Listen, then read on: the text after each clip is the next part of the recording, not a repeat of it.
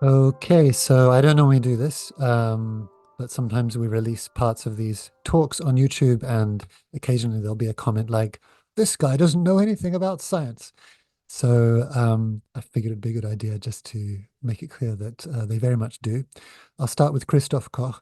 Christof was the president and chief scientist of the Allen Institute for Brain Science in Seattle, where he remains as a meritorious investigator. He is known for his interdisciplinary approach, combining insights from neuroscience, physics, and philosophy to tackle the complex problem of consciousness. His work has been published in over 350 scientific papers, significantly shaped modern understanding of the neural correlates of consciousness and visual perception.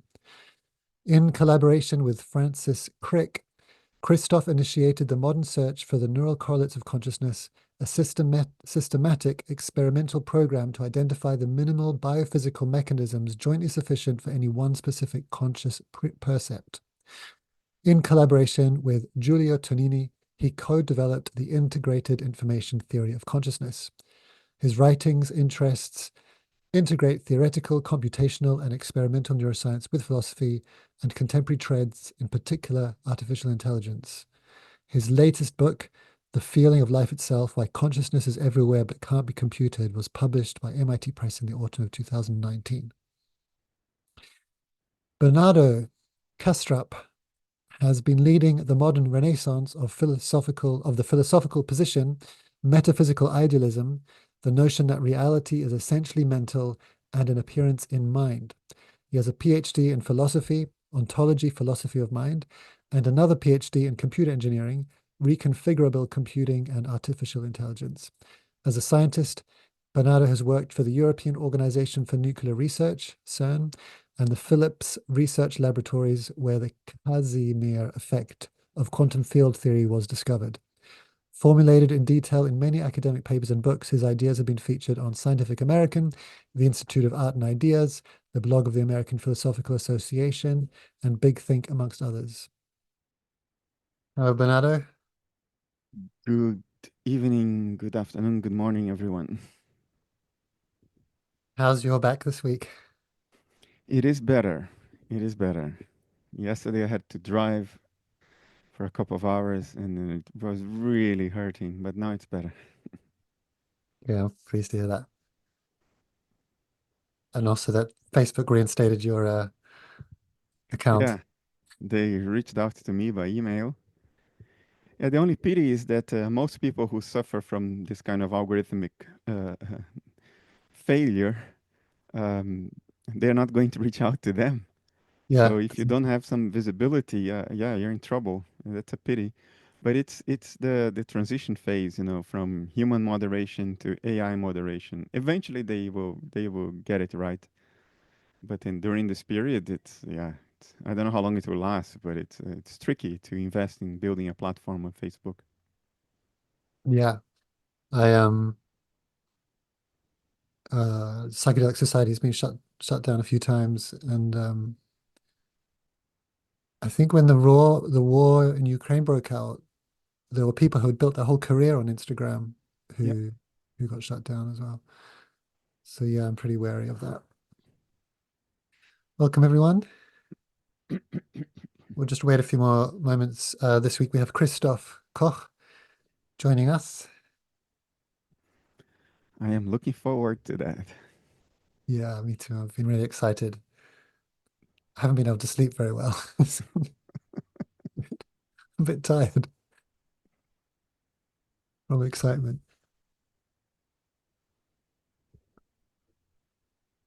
Just give a little wave if you've managed to read any of the book, or just curious if any people are coming totally fresh, beginner's minds to this, or they've had a chance to look a bit at what Christoph is. Great, few of you.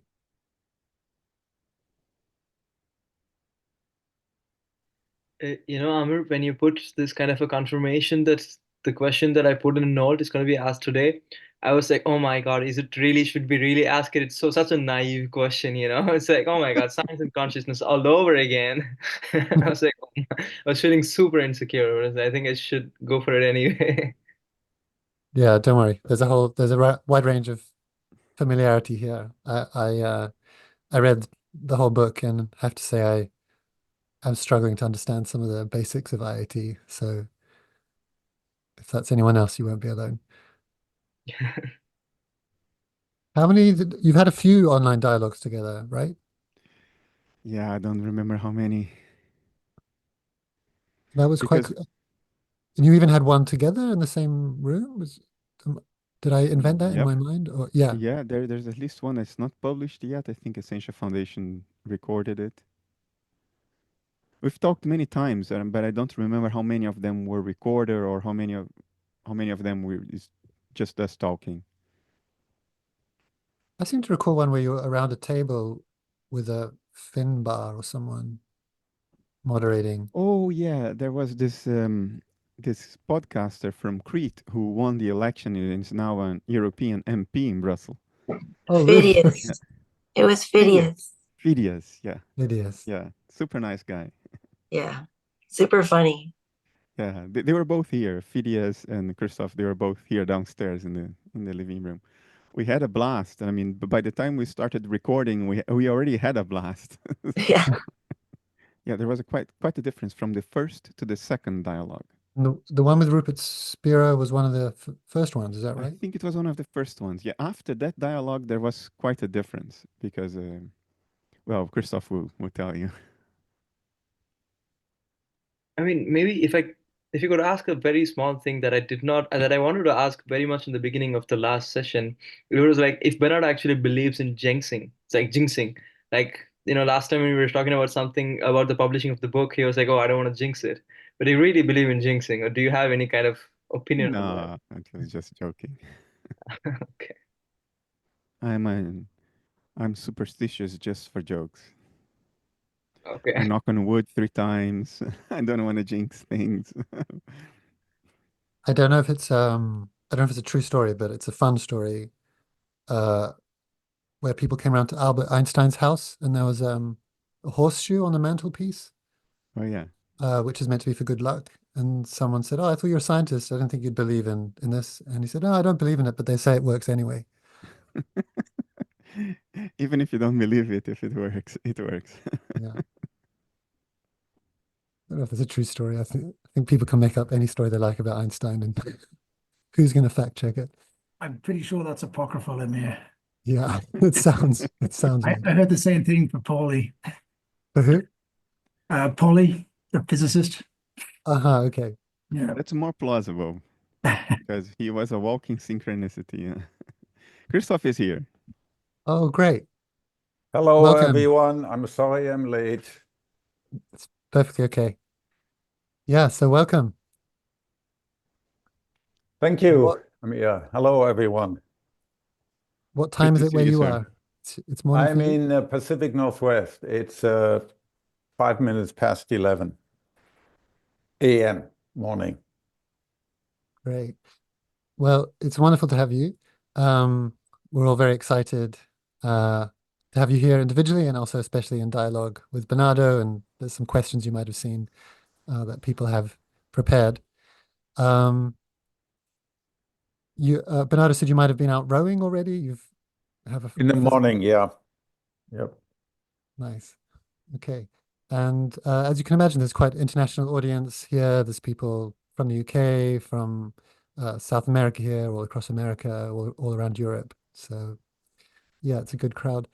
Um, if it's okay to kick off, and again, like I said in the email to you, Christoph, it's relatively informal, these meetings. So if you have a preference or a burning thing that you want to get to, that we can definitely go in that direction. Um, But I thought an opening question for you both, just to get everyone on the same page, for those who are a bit less familiar. Not everyone will have seen your previous dialogues, although a lot of us have, um, is just to say what it is in each other's work that you appreciate and find relevant to your work. Should I start or? Whoever Sure. wants. Yeah. Yeah, it's what is it that is not relevant in Christoph's work that is not relevant to my work? That is a much more difficult question. Um, as an idealist, I see, the brain, its anatomy, its function as an image of conscious processes. It's what conscious processes look like from the outside, from a second or third person perspective. And most of you will not be surprised if I say that if we rely on introspection alone, it's very iffy. It's very tricky because mind has this propensity to sort of, deceive itself, delude itself. There are studies about this, dissociations between consciousness and meta-consciousness, all kinds of things. And I take it to heart because I know how many times I have deceived myself while trying to introspect into my own mental processes. So I see the neuroscience of consciousness as critical to give us broader and more reliable insight into what is really going on that we cannot access reliably or meta-consciously. And Christof's work has been sort of a tour de force of how to go about that. Not only his relationship with IIT, but everything he has done even before and after that. So everything he has done is pretty relevant to my work. And even his, there have been books by Christof which are not really entirely about neuroscience. He goes into philosophical avenues as well. And he has the skill of relating that stuff with the classics, with historical Western culture, the great thinkers and the great artists of Western culture. So he has this skill of dropping a metaphor that links directly back to the peaks of Western culture throughout history. And I smile every time I read one of those. It is just one of those things that not only informs, but delights. It makes me feel good, improves my day. What more can you want? Apropos metaphor, I shared this yesterday with Bernardo and Amir. I found an artist in Germany sent me this image, which I think is highly relevant, right? Yeah, The goldfish swimming in the water of his own phenomenology, while the vast ocean of phenomenology encompasses everything. Yeah. I think it's very apropos. What analytical idealism? So I grew up in a German household, as you may be able to hear, and I had an early childhood exposure to Arthur Schopenhauer and his idealism, but I really never took it seriously. And then, as a scientist, so typically you don't worry about these things, and you're practically speaking a physicalist. Although in my case, I'd always had dualist intuitions, in the sense that it was always crystal clear to me that my conscious experience is not the same as my brain, and that physicalism itself, while very powerful, has so far utterly failed to explain consciousness.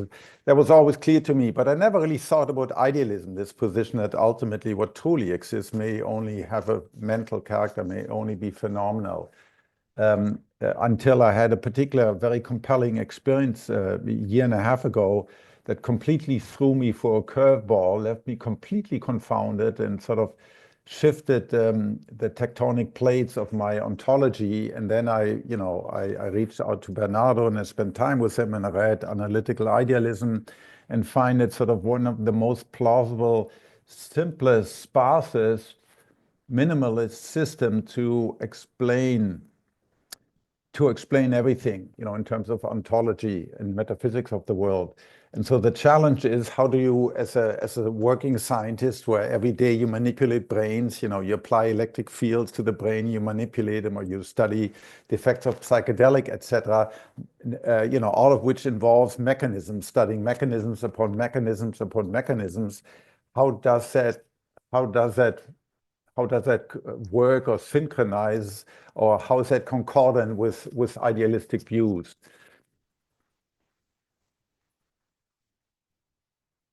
So that's how I interact with the ideas of Bernardo. In particular, from a scientific point of view, from a physicalist, mechanistic point of view, the question is, we are all conscious, but I don't access your consciousness and you don't access my consciousness, right? And so how do you explain these, what Bernardo called these dissociative boundaries? What is the mechanism by which consciousness is associated with each one of us, seems to be circumscribed to each one of us, but under particular circumstances, those boundaries can disappear, and suddenly you appear to access a larger possible universal form of consciousness. And how can that be studied in the lab, and how could that be studied in the lab? And so it's quite personal. It sounds like the relevance of Bernardo's philosophy as well as scientific. Yeah, it's knowledge by acquaintance. What is Mary Jackson? It's knowledge by acquaintance. It's what William James talks about, the noetic quality, right? Once you've had in the context of religious conversion or mystical experience, once you had such an experience, you're then, if you're still a thinking person and a scientist, so you're trying to understand, now that I've had this knowledge, I'm directly acquainted with this type of experience.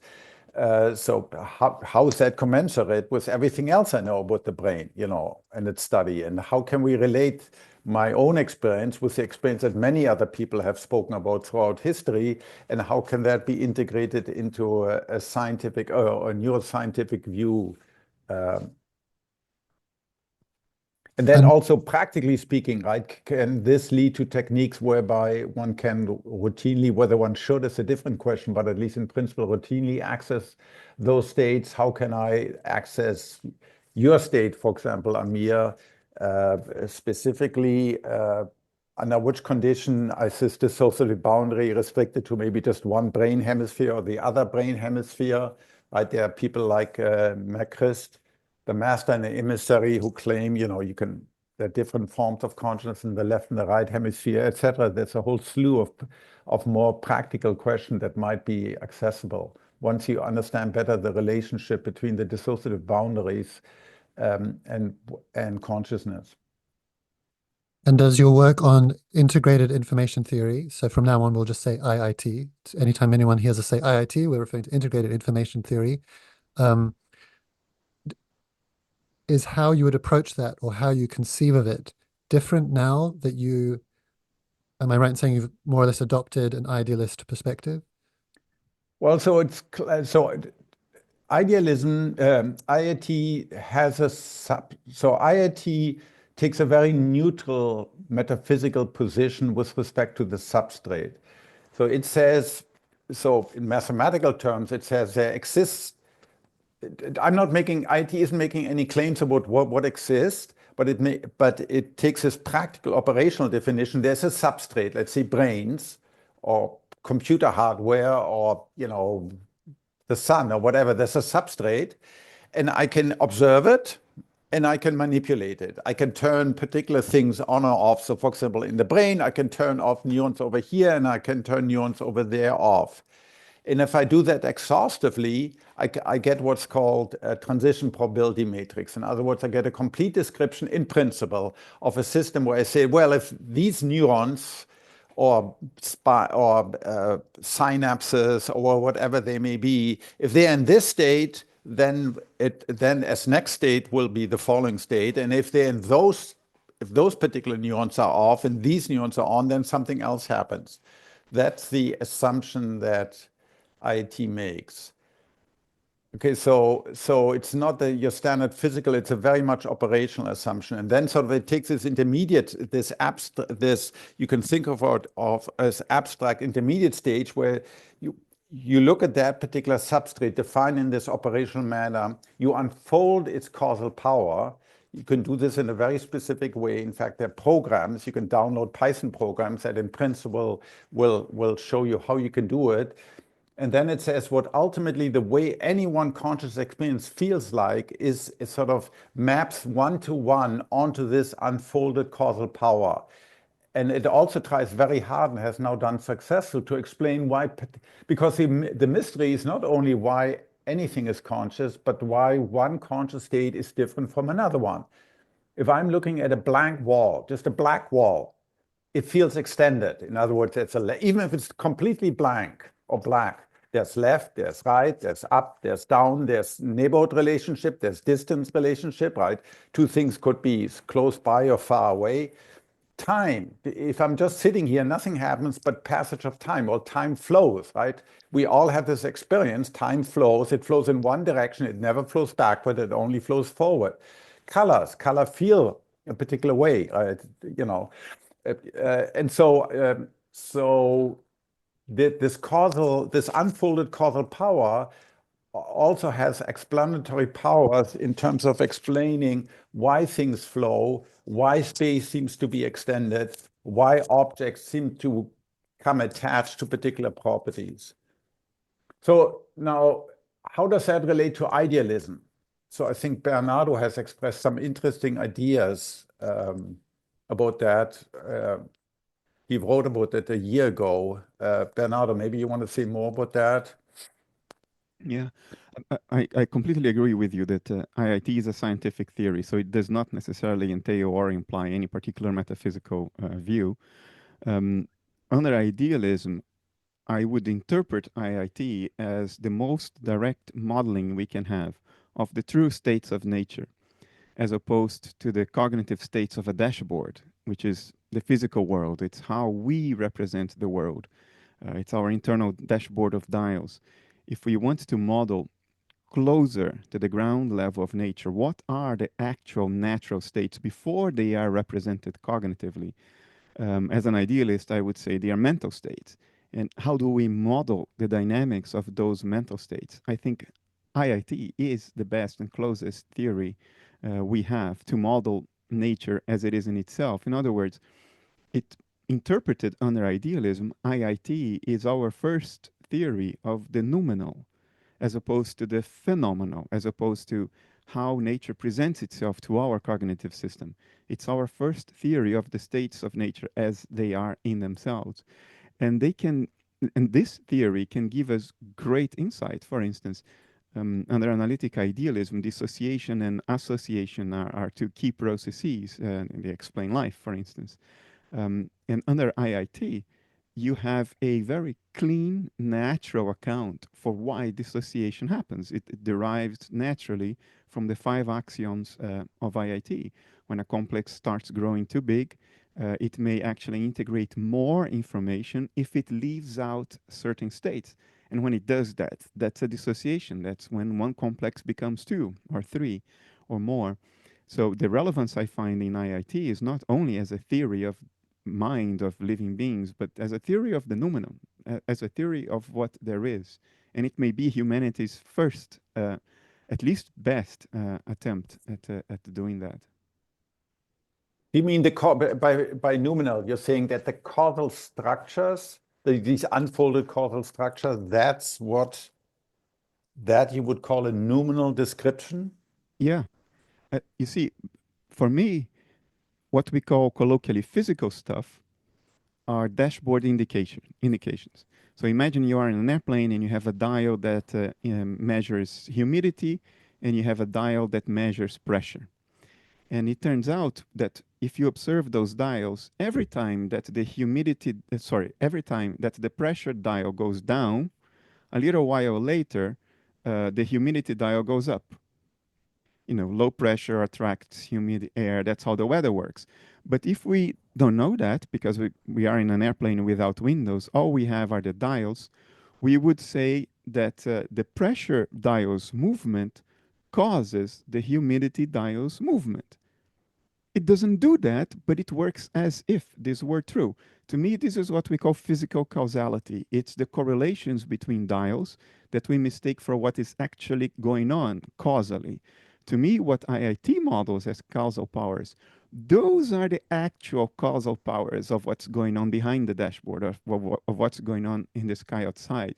And physical causality is a representation thereof based on correlations. It works well.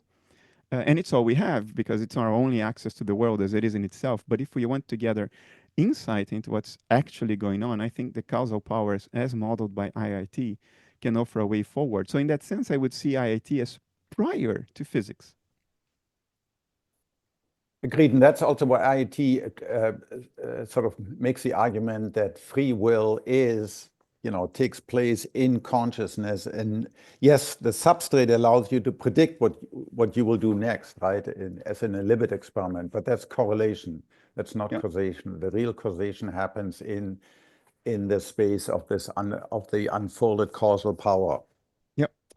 So it's true free will. It's not emergent. It's not compatibilist. It is free for certain types of decisions, not for every decision, but for certain types of decision where you can clearly in your conscious mind have a fork in the road. I can either do this and that, and there are certain reasons why I should do this versus that, and then I decide consciously to do this versus that, and then I execute. That would be a freely taken decision, according to IIT. Yeah, in the sense that it's mental to mental causation, and Yes. there is nothing else Yes. other than mental causation. We could Although still have this- a physicalist would say, well, but I can read it off in the brain, right? So isn't that course. good enough? Well, assuming you could, of course, in practice we can't. Assuming you could, that's just correlation. As we teach all of our students, correlation isn't causation. Yeah, it's the pressure dial causing the movement of the humidity dial. It doesn't do that, but everything works as though it did. Yes, it's a great convenient fiction, but then of course we mistake the fiction for the real thing, and we throw out what's actually real. Yeah. And I think I'm echoing some of the. This is great, by the way, and do both feel free just to keep jumping in whenever you want. So I won't have to keep inviting you. Just if you have something to say, just say it. Yeah, just echoing some of the confusion. How can IIT tell us about the noumenal if we're understanding noumenal to be things in and of themselves as they are, not their representations? So let's say mind at large is having an experience analogous to, like, who knows, falling in love or being in turmoil. IIT, again, not understanding nearly enough about it, but it's going to be a series of numbers or models, or looking at whatever IIT represents is not going to be like the feeling of falling in love or stomachache, or do you know what I mean? So Can I close that gap for me? give a shot on this one? What I meant is IIT is probably the only, but if not the best model we have of the noumenal. That doesn't mean that through that model we gain direct access to the noumenal out there. We don't. But we can model it, and through the model we can learn something about it and maybe guess and infer certain things about it. And the reason it can do that is that IIT is built and calibrated based on our substrate to which we have access. We can measure our brain states, and we have access to what it is like to be those states as well. So in the case of a human being, we have access to both sides. And therefore, we can build this transfer function that moves you from one to the other. We have both, we calibrate this function, and then that puts us in a place where if later on we have only one side, we can guess the other, even if we don't have it, because we already built it based on access to both sides in a human being. Once we have that, we can start making guesses about what is out there. We don't have direct access to it, but we have a model. And that model can give us profound insight. Look, we don't have access to what's happening inside a quasar or a black hole, but we have models, and we can make good guesses. We don't have access to what's happening at the core of the sun or the earth, but we have models, and we can make good guesses. In that same spirit, IIT could provide as a model of what things are in and of themselves. And would that include looking at the electrical activity in the sun and being like, oh, maybe the sun represents a certain... Once we have yes, if IIT is the correct theory, then IIT in principle can say, given this substrate, does this substrate have a complex, and what is its unfolded causal power? And so you can do that. There's a paper coming out, hopefully this week, where we do that to digital computers, digital for Neumann computers, using a Harvard architecture, a stored program architecture. And you can show you can rigorously demonstrate within the axiomatic approach of IIT that given the very low connectivity of standard von Neumann computers, and given the various bottlenecks, this system will, you can have two systems, one of a physical system that has that has integrated information, that has a phi measure different from zero, a computer simulation of the same system that one-to-one does the same thing. So functionally they're identical. here you put in an input, you get an output. Here you put in the same input, you get the same output as over there. So functionally they're identical. But from an interior point of view, from the way it feels like, this feels like something, this basically feels like nothing at all. And you can show that rigorously. So so that doesn't mean it's true for all computers. It's particularly true for digital, for Neumann computer. You know, the computers that today run our machines and our LLMs. It may not be true for quantum computers. It may not be true for neuromorphic computers. So this would say, per IIT, digital computers, an LLM, ChatGPT, although it pretends to be intelligent, and in fact is quite intelligent by some measure, does not feel like anything.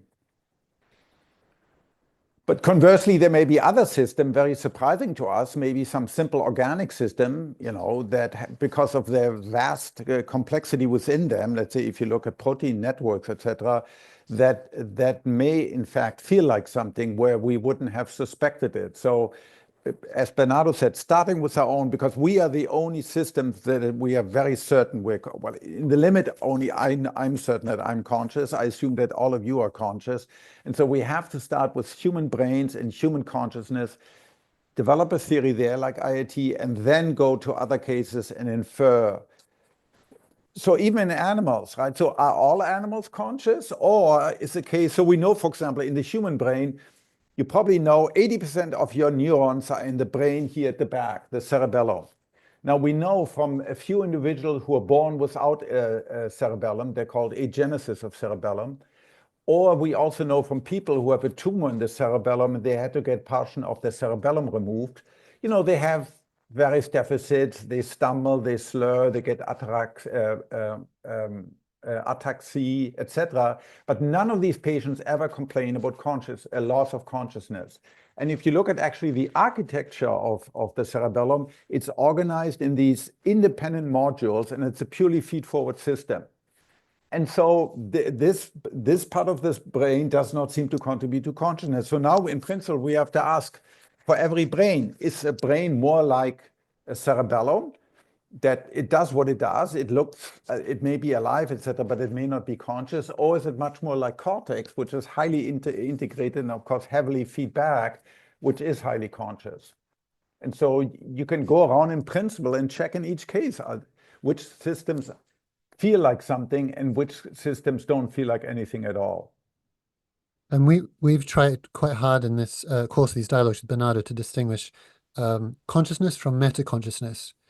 Does IIT take the same? Are those terms familiar to you? And if so, does IIT look more at one than the other?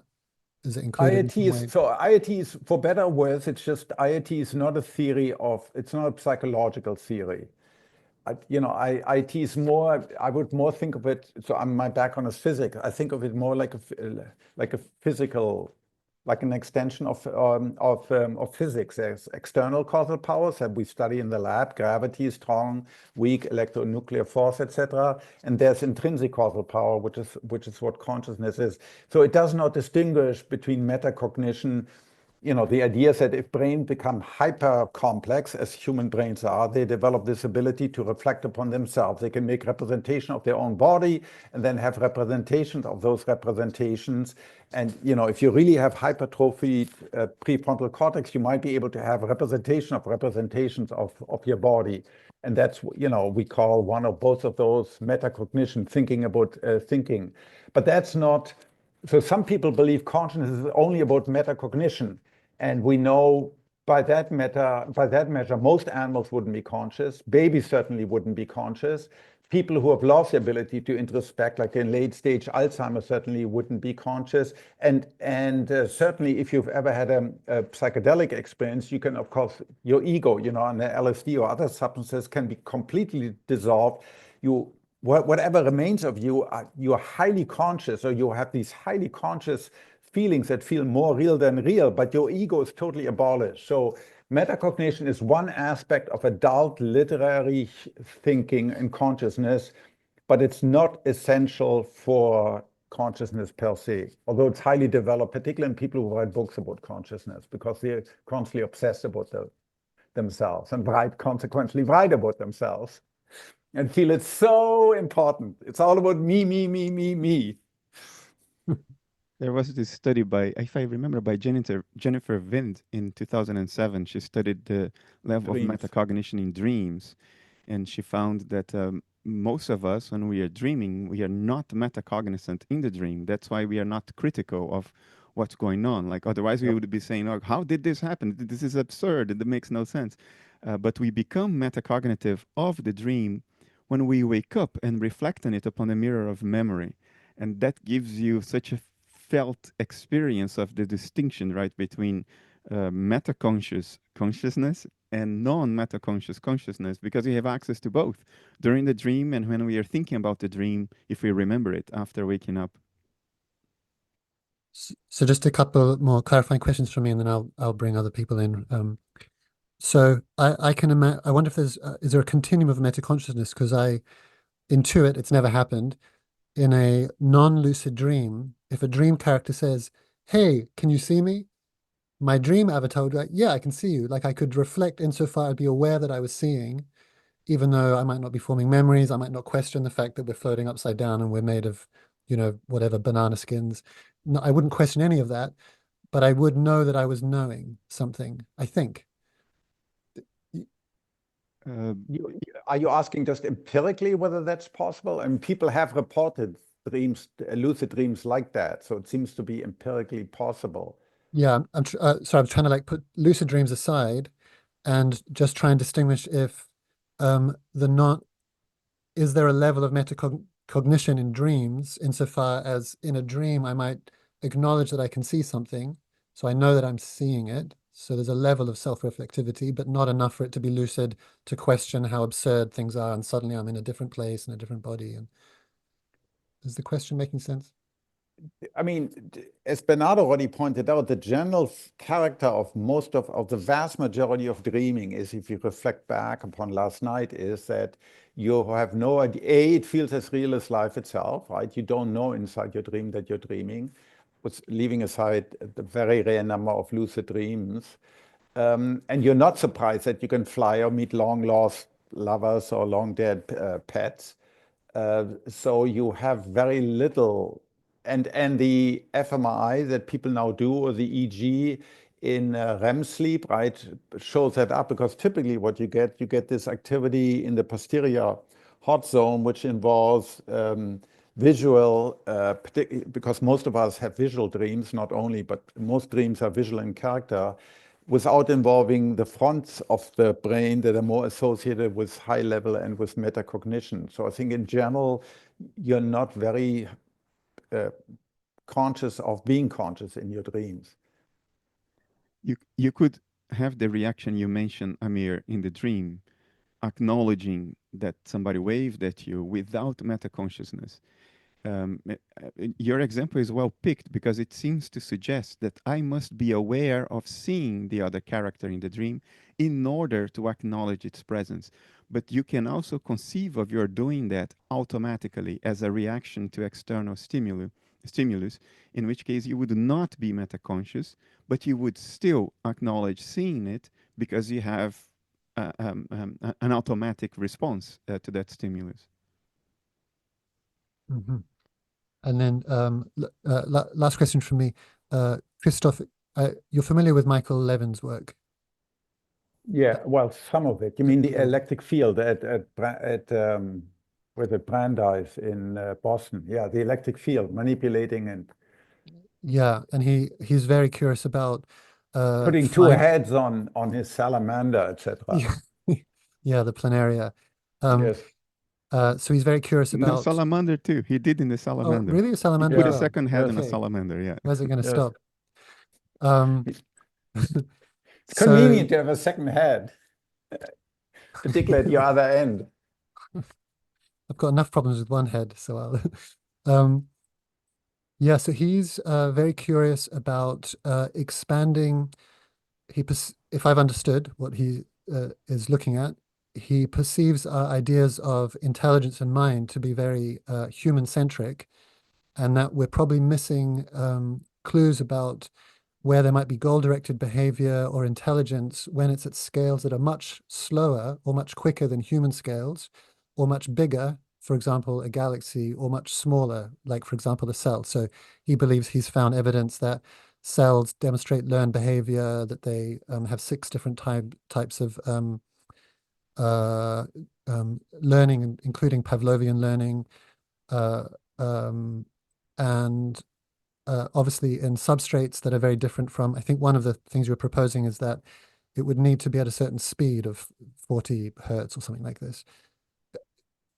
Yeah, I'm just curious if you've got No. reflections on how you would find integrated information in systems that aren't working at that speed, and if you're even open to that in principle. No, so IIT is totally agnostic with respect to that spatial grain, the temporal grain. It's the one that maximizes causal power, the one that maximizes integrated information. So it's purely empirical in our brain, in a normally developed human adult individual, okay? 40 hertz seems to be a frequency of spiking activity that seems to correlate to a certain extent, not always, not perfectly, with conscious activity. It's a purely empirical finding. It may be different in anencephalic infants, and it may be different in flies or in other creatures. And IIT, again, is agnostic. IIT says you look at the system, you look at all levels of granularity. Is it atoms? Is it molecules? Is it synaptic organelles? Is it other cellular organelles? Is it neurons? Is it a group of neurons? Is it columns? Or is it a nanosecond, a microsecond, a millisecond, a second, a day, a week, whatever? It is a scale that maximizes the causal information, and that is a scale, and that is the level of granularity, and that is the set of mechanisms that constitute a complex that are conscious. So in principle, it may exist at a much slower time scale, or it may exist at a much faster time scale. It really depends on the causal interaction in that system. You can imagine, like Fred Doyle, the black cloud, the astronomer and the science fiction writer, where you have this where this cloud that moves between the sun and our planet constitute, in the plasma of this cloud, there is these causal interaction that give rise to mind, that operate at a vastly different spatial temporal scale than our brain. The elegant thing about IIT is it's agnostic with respect to all of that. It's always a scale that maximizes the intrinsic causal powers. And does it solve this problem of where the boundary of a system would be? Very precisely. So because it says, which makes it, in fact, recently it has gotten attacked for that, because it says very precisely the boundaries are that which again maximizes intrinsic causal power. So, if you make so for instance, it's not my entire brain, because as I mentioned before, you can remove the cerebellum, doesn't seem to, empirically, we know removing my cerebellum is not going to impact my consciousness much, okay? So it may well be, so it's again the scale that maximizes the causal power, and adding more and more neurons on the one hand increases sort of the combinatorics, but on the other hand, because you want the entire system to be tightly integrated, loosens those causal powers. It's a typical problem any large empire has. If it becomes a hegemon, if the empire becomes too large, it fails to control the distant part. Same thing with IIT. It precisely said, right now, for this current state, it may be these neurons. And then when I'm in a deep meditation or have a mystical experience, it may expand or it may shrink. So at any given point in time, it is the set of neural mechanisms that maximizes intrinsic causal power. And you can have neuron. In fact, IIT, you can simulate it. You can say, well, here outside, there's a neuron so you have the complex. Those are the mechanisms that maximize intrinsic causal power. You have neurons outside that, of course, connect with the neurons inside, right? Because everything is heavily connected in the brain. But these neurons, they provide the bounding condition. They may not be part of the main complex.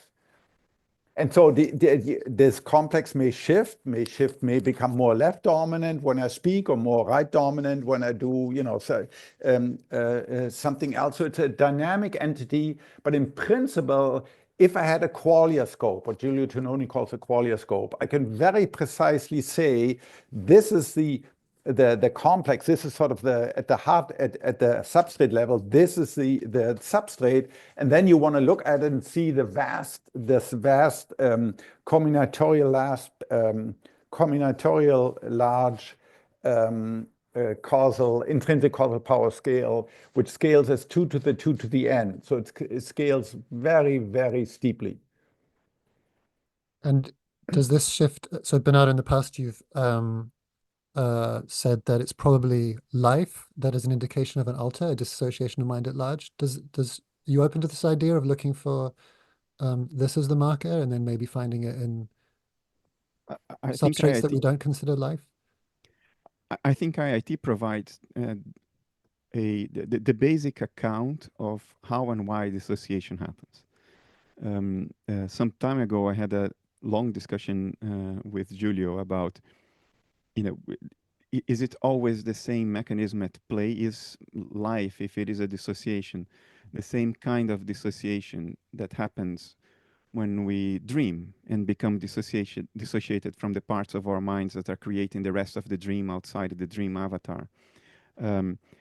What Christof just explained dovetails very nicely with some psychological theories that treat every human being as a collective of systems. So what Christof was explaining is that there is a dominant complex with maximized phi. That's the complex that reports. That's the complex that talks. That's the complex that has a model of the self. It's the narrative self. But when that complex sheds things away, sheds mental states away, it's not necessarily the case that those other mental states turn unconscious. They become other complexes that the reporting complex does not have access to, and therefore doesn't report. So in that sense, we are a collective, and IIT models that collective very precisely. Now the question is it the same, precisely the same mechanism, nothing more, nothing else, that creates life? There are reasons to think that there may be differences we don't yet understand. Life is a self-enforced dissociative mechanism. Evolution by natural selection has made sure that the ability to actively maintain the dissociation is rewarded. Because if you don't actively maintain that dissociation and it dissociates, that's what we call death. So the ones that stayed alive are the ones that could actively maintain the dissociation. This active maintaining of a dissociation is not something that you find in the raw mechanisms of IIT yet. It may require extra theoretical modeling using maybe game theory, evolutionary approaches for us to see if something like that would emerge naturally from the 5 axioms of IIT. I suspect that it would, but I suspect that there is a little more to the dissociative mechanism we call life than the raw mechanisms of dissociation that happen within us naturally, which Christof just referred to, but that will require some theoretical work. Well, what you can show and have shown, there are 3 papers published on this. So you can do evolution by, you can simulate life, and you can simulate evolution using simple organoids or simple vehicles like Breitenberg vehicles that, let's say, have 2 photoreceptors and 2 little motors, and they have a very simple wiring that's encoded by their genome. And then you put them down inside in some sort of environment, and most of these critters won't do anything. Some will just sit, some will randomly walk always in circles, left or right, or some will bang against the wall and not do anything. You have some performance criteria. So let's say you have a population of 100,000 of these, and you score the top 10 performers that go closest to some goal. And you take their genomes, you perturb them, you regenerate them, you inject them back, and you do this over 100,000 generations. Okay, so simple evolution, simulated evolution. And then you can look at the integrated information, and then you see as these critters, as these vehicles, these simple automata adapt to their particular environment and become more successful at exploiting various ecological niches, they are forced to integrate information from their various sensors, connect them with the motor.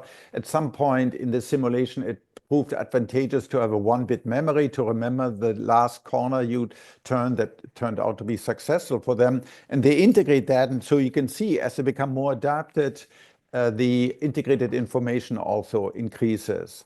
So the argument would be that consciousness is not directly selected for, because what gets selected for is your behavior that either enables you to pass on your genome to the next generation or not. But indirectly, sensu lato, these critters, as they evolve, become more adaptive, become more conscious of their environment. Yep. And just to dumb my question down for my benefit a little bit more. So in principle, could we find, like I earlier referred to the sun, could we find evidence of phi, of IIT in the sun and say, oh, there's something like it is like to be the sun, not as a subset of mind at large, but the sun as an alter, like you or me? Well, so there the question is this complex, these causal interaction, do they really involve the entire sun, which is a body that's what, 100,000 kilometers diameter? I find that very implausible. Or is it that they're subsets of, let's say, the solar corona that, let's say, sake of argument, that measure a kilometer, that have sufficient stability and causal connectedness that at least for I don't know, minutes or days or hours, it feels like something to be them, right? It's always, so IT always looks at all possible scales and says the scale at which a complex exists is the one that maximizes causal interaction. So is that going to be across the entire sun? Probably not, but it could well be subsets of it. It's just like, look, here we are, 50 of us assembled, okay, but it doesn't feel like anything to be a group consciousness, right? Why is that? In fact, if I interact with you, Amir, I ask you a question, you answer and ask me a question, we certainly causally interact, but IIT says, well, as long as the causal interaction within the complex constitute of my brain is vastly bigger than the causal interaction across your brain and my brain, this will be a maximum. In other words, I will be conscious, you will be consciousness. But now I can do what's called brain bridging. In fact, I wrote a science fiction story about this, where we start to, you and I, we start to connect our brains directly. Let's say I have some, Neuralink-like technology. I link my visual brain to your visual brain, okay? And early on, so I just have a few wires early on. So early on, it's just like having augmented glasses. I can see the world from your point of view, but I'm still Christof. And you are still Amir, although you can see the world a little bit through my eyes. IIT says at some point, in particular at the exact moment when the integrated information between you and I and this brain bridge becomes bigger than the integrated information within just my brain or within your brain, at that point, abruptly, Amir will cease to exist, Christoph will cease to exist, and there will be this new Übermind, this amalgamation of Amir Christoph, who now is one mind having 4 hemispheres and 4 eyes and 4 ears and 2 tongues, right? And in fact, something very similar happens in the inverse happens in a split brain experiment. What happens in a split brain experiment? You take a person that has the 200 million fibers connecting the left brain and the right brain, and typically one conscious mind, and you cut them to prevent seizures, seizure activity spreading from the left to the right. You cut the corpus callosum, and as far as we can tell, they're now 2 conscious mind inside this one skull. One that can speak, typically on the left, and another one that's mute, that's also conscious in the right hemisphere. And so again, it always depends on the scale of the causal interactions. And so for a moment, I would understand IIT as well as you do. In this hypothetical. Well, you and I wouldn't exist the one anymore. There mind would be this understand. new mind, Yeah. yes. And then when we separated, would I retain some extra understanding? Well, you would probably retain, well, this might be very traumatizing because suddenly I access all of your memories, you access all of my memories. You have to integrate. You say, what the hell is going on, right? This could be a big psychiatric syndrome, but it would be one mind trying to make sense of this utterly new situation. Yeah, and then once you sever the connection or you turn down the bandwidth, you would fall back into your brain, and yeah, you would have some memory of it. very incomplete, very all jumbled up, because it's such a, it's such a radical new experience that your brain would have to get used to it. But I see no reason why your brain wouldn't get used to it ultimately if you do this often enough. Yeah, and you would We don't still quite have the remember, technology. I beg your pardon? and you would still remember what it was like to be those two separate people that it Yes. started with. Yes. I love that IIT makes it so formally and rigorously clear how and why the illusion of this fundamental personal self is just that. It's just an illusion. It's not a thing. It's not a doing. It's not a thing. It's not an entity. It is a doing. It is a process. And that process can change in such a way that your notion of self or the boundaries of the self change as well.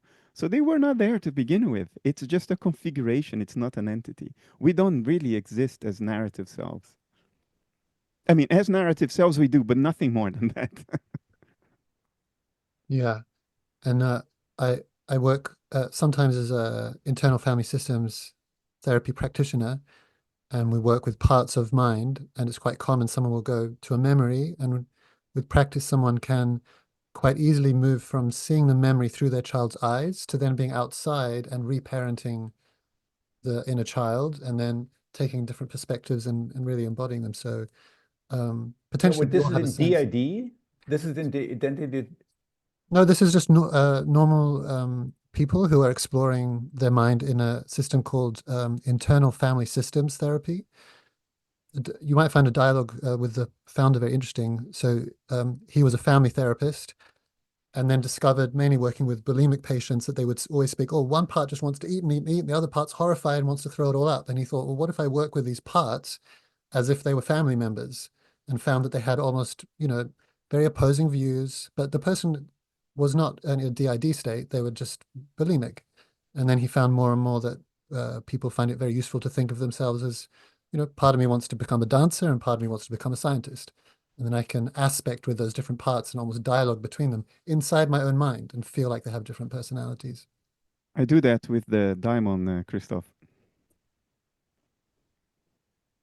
Have Yeah. either of you, have you ever, there's a famous climbing book, Into the Touching the Void, where this seems to happen, because people sometimes report what seems to be left brain, right brain. The left brain, of course, is being more linguistic, voice. So there's a famous dialogue in Touching the Void where a mountaineer in the Andes gets left, becomes stranded, falls, becomes stranded, and he has this narrative, and this can sometimes happen. So you can get effective commissurotomy under anoxia when you do a high altitude climbing, whereby he always had this voice that clearly spoke to him, go to the next, just drag yourself over this glacier and then drag yourself here. It was always a voice. And then he always had these images of him lying down, sleeping, resting. And it really sounds like they're this dissociative left hemisphere, right hemisphere. This seems to happen under some condition where you have sort of two minds that go in and out of synchrony together within a single person under these extreme anoxic conditions. Yeah, it's quite common in some psychedelic shamanic things where people go back to different memories and they're inside the memory and outside the memory, and can be quite fluid. So I kept promising that'll be my last question, like several questions ago, but I don't actually really believe in free will, so I'm not going to feel too guilty about it. That's what happened. Just a quick clarification, because we've spoken of the words free will several times. There are different definitions of free will, so we just get it clear. Christof was using the definition of free will that says your will is free if the causality behind it is mental, and instead of something non-mental like brain activity.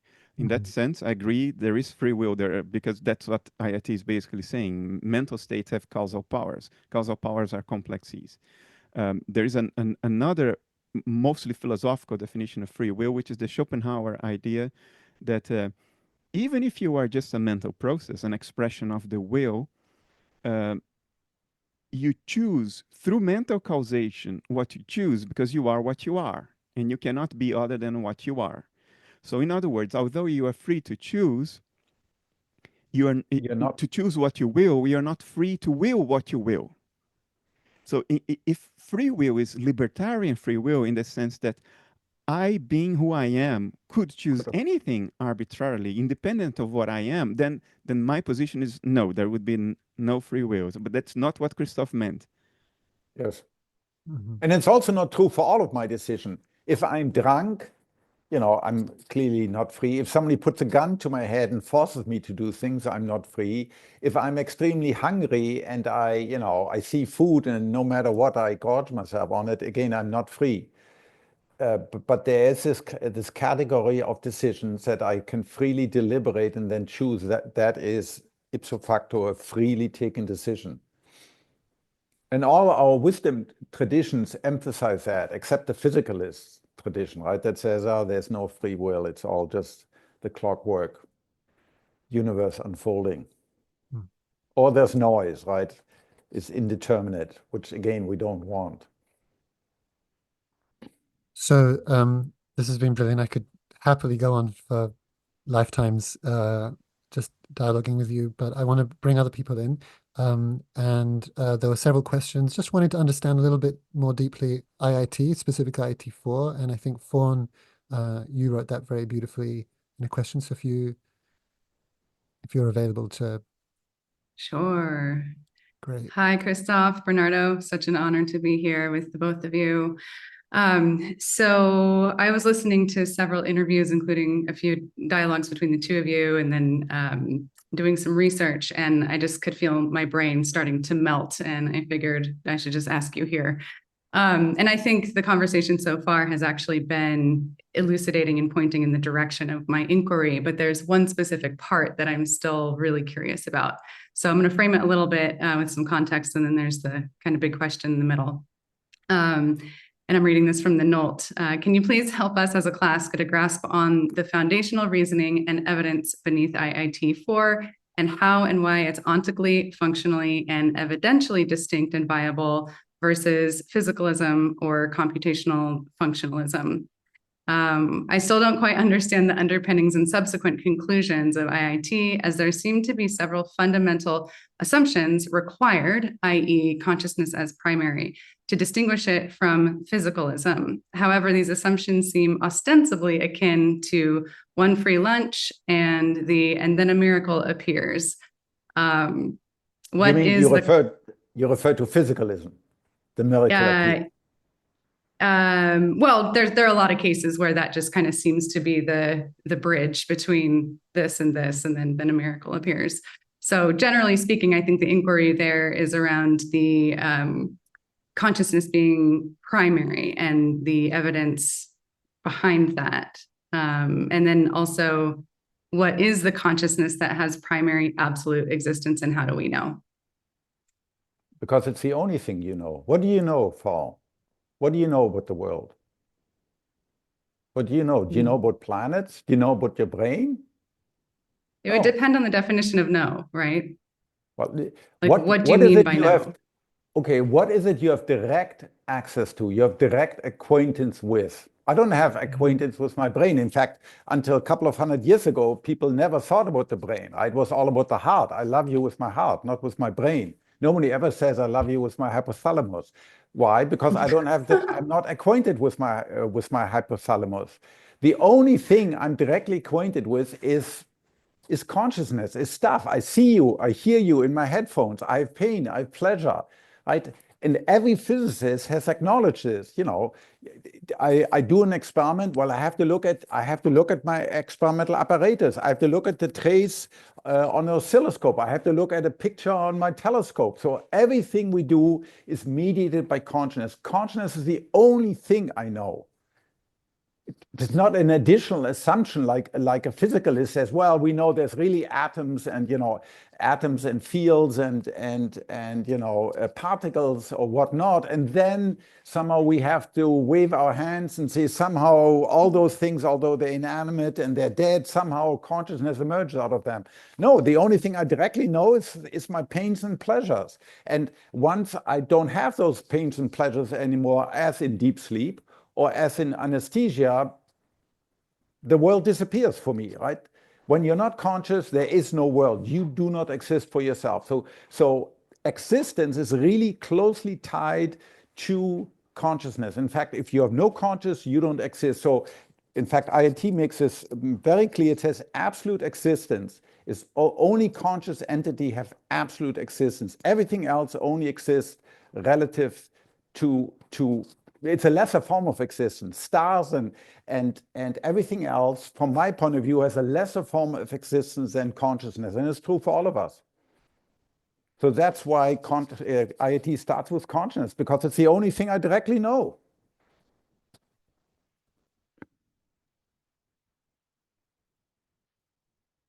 Yes? No? Okay. Well, I don't know. I feel like there's a lot of nuance in that, and also a lot of it's very centric to the human experience being the key word. Wait, so you think it's different for my dog? No, actually, I don't know. And then I think that's kind of my inquiry, is this assumption that our experience has any indication of the fundamental nature of everything. I don't know that, and I don't make that assumption. All I'm making the assumption that, so I think my dog has also experiences. I mean, consciousness is probably widespread throughout the tree of life. And the content of our conscious experience, of course, is very different, right? In my dog's case, it's much more smell-oriented. My dog doesn't have a lot of, meta-consciousness. My dog doesn't think about thinking, doesn't think about the weekend coming up and all of that. But my dog has pains and pleasures and desires and fears. I can, everything I know about my dog and his brain and his behaviors is compatible with that. I'm not making myself as sort of the absolute kingmaker. All I'm saying, for any conscious entity, their consciousness is the only way they know they exist. I mean, this is really it goes back to René Descartes. This is not particularly novel.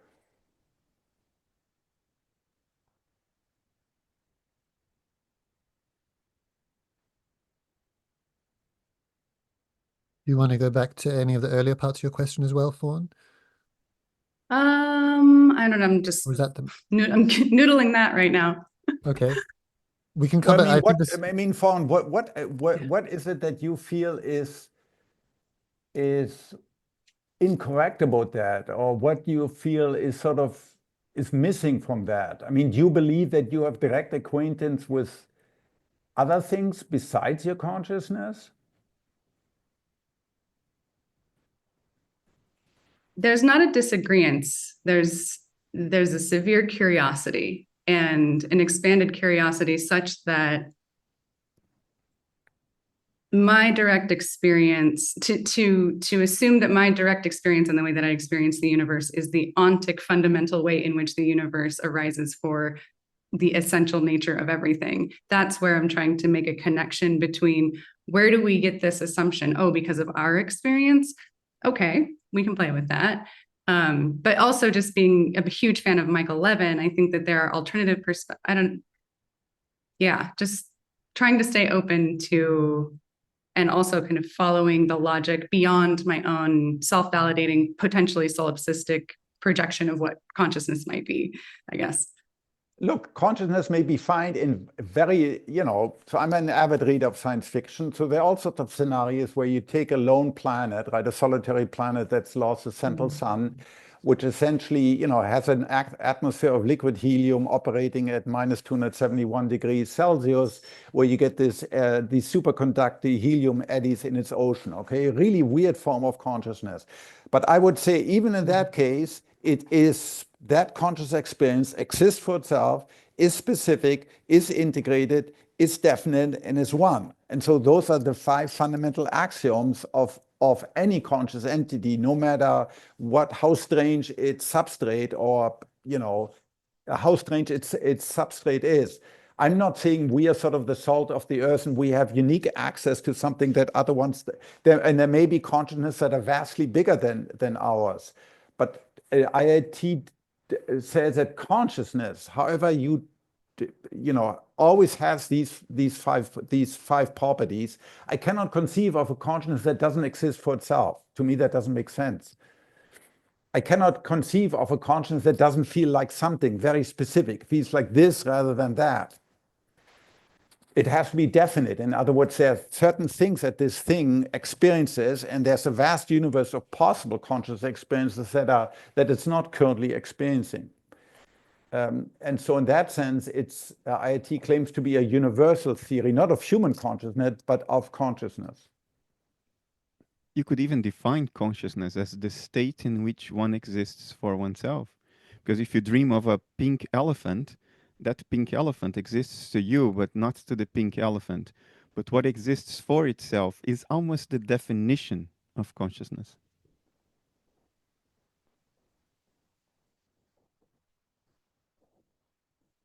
Thank you. Feel free to come back. It's a deep one, so feel free to come back to it. I think it's basically the fundamental axiom. I think so there is this fundamental divide of being, which is this fundamental divide really exists between those things that exist for themselves, i.e. all of us and dogs and cats and maybe bacteria and flies and whatnot, and things that only exist for others. Like my body tonight, if I'm going to go to sleep, at some point my body will go into deep sleep in which I cease to exist for myself. I still exist for others. My wife can look at my sleeping body, but I don't exist for myself anymore. And I think that's a fundamental divide that runs through everything in the universe. Do you exist for yourself, you're conscious, or do you not exist for yourself? Do you only exist for others? if it's okay, we'll keep circling around IIT for a little bit. There's a question from Jivan, although I don't see Jivan in the participant list. So sometimes people submit a question, but they can't make the live call, in which case I just read it out. So Jivan, if you're here and you want to read your own question, feel free to unmute now. Otherwise, it's a very simple question. What is information? So in the context of IIT, when you're saying information, I'm assuming that's what the question means. What do you mean by that?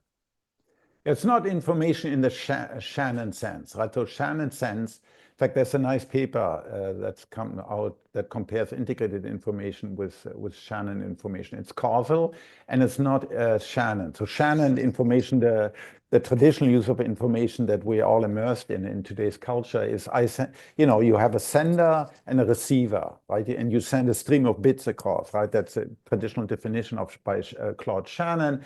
And then you can define the entropy, et cetera, et cetera.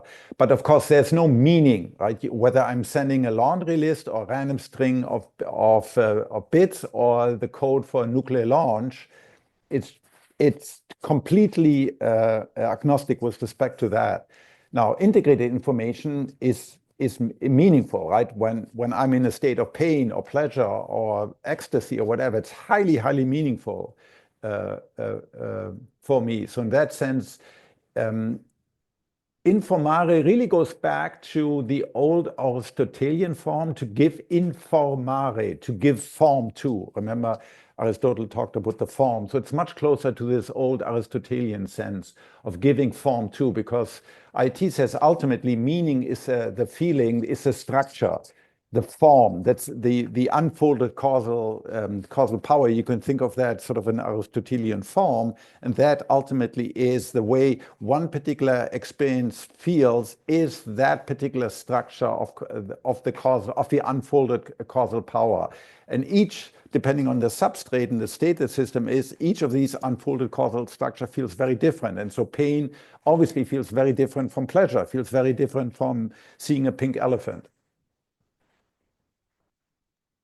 Would it be fair to say, Christof, of course, I understand that the intrinsic information in IIT is not Shannon information that you're communicating through a channel and you don't care about the meaning. You only want to calculate the minimum bandwidth of the channel to send your message. But isn't there a relationship in the sense that in channels information, it's the degree of surprise? In other words, the amount of different states that the message can take, the higher that amount, the more surprise there is. And this relates a bit to the TPM, to the transition probability matrix, in the sense that the more states the substrate can take, the more you integrate the information. So it's not completely unrelated, right? That there is some core similarity. That's correct. I mean, you also compute the entropy. So but yeah, there's some relationships, but it's very, again, Shannon, you integrate over all possible states, right? For integrated information, you don't do that. You have a system in a particular state, like my brain right now is in a particular state. There's certain neurons that are on and certain neurons that are off, and it feels like something. In 10 minutes from now, after I've eaten lunch or something else happens, my same brain is in a very different state, and I can't average, or there's no sense in which you average the integrated information across all these different states. You have to look at each system in a particular state and consider its unfolded causal power. If you average it, I guess you would get some sort of average between all sorts of possible conscious states and all possible unconscious states, which doesn't really make any sense. There's enough similarity to award the usage of the word information. Yes. But that's it. Yeah. So the follow-on question from Jivan, and again, feel free to follow up, Jivan, if you want to personally. So the first part was, what is information? He's very succinct. I love it. And then he says, and what does it mean for it to be integrated? I know you've spoken about this a bit already today, but. I mean, integrated means that the system is not reducible to parts without losing something. So yeah, if you have a system and you look at the joint entropy, and the entropy is just the sum of the individual entropies of the individual parts, then the system may as well it doesn't exist in some sense at an integrated level. It's just two separate systems that happen, let's say, to coexist, but it's not one system. So the higher the phi, the integrated information, the more the system is irreducible. That's the way I think about it. So it has something to do with the irreducibility of the system.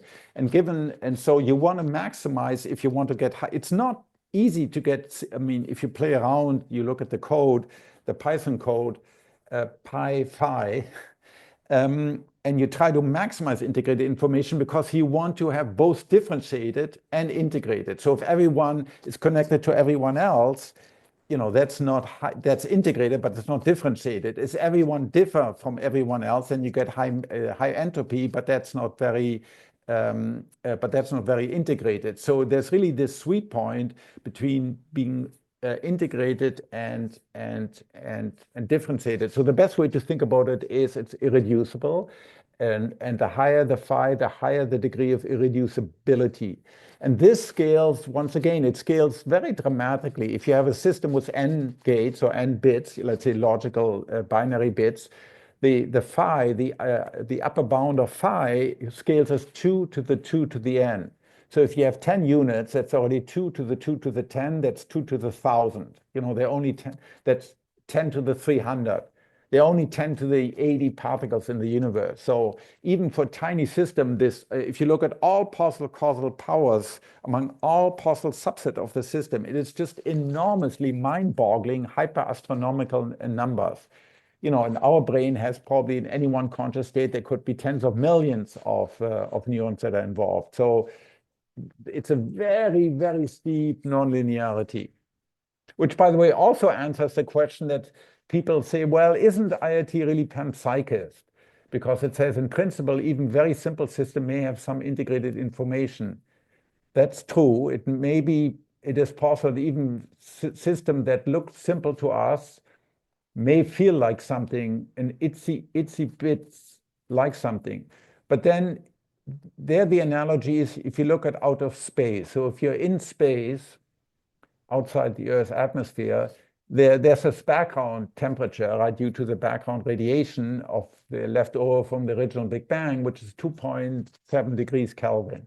Okay, so in principle, there's some heat still in the vacuum of outer space, but for us, it's unimaginable cold. And so given this very dramatic scaling, even creatures that are quite similar to us, like dogs, I love dogs, however, their brain is probably at least a factor 10 to maybe 15 smaller. And if you look at cortex, it may be that factor 10 translates into dramatically reduced, or in us, dramatically enhanced amount of consciousness compared to consciousness of a creature like our dogs. Can I try say this back to you in my words and see if it's vaguely close? So you're talking about a system where there's so much interconnected cause and effect interwoven so densely that if you were to take out even one part, that cause and effect structure wouldn't be the same. Is that close? Correct. Correct. And if I add and any bit that I could take away where that cause and effect, those dense network of relationships of cause and effects would stay the same, then I don't consider that to be part of that system.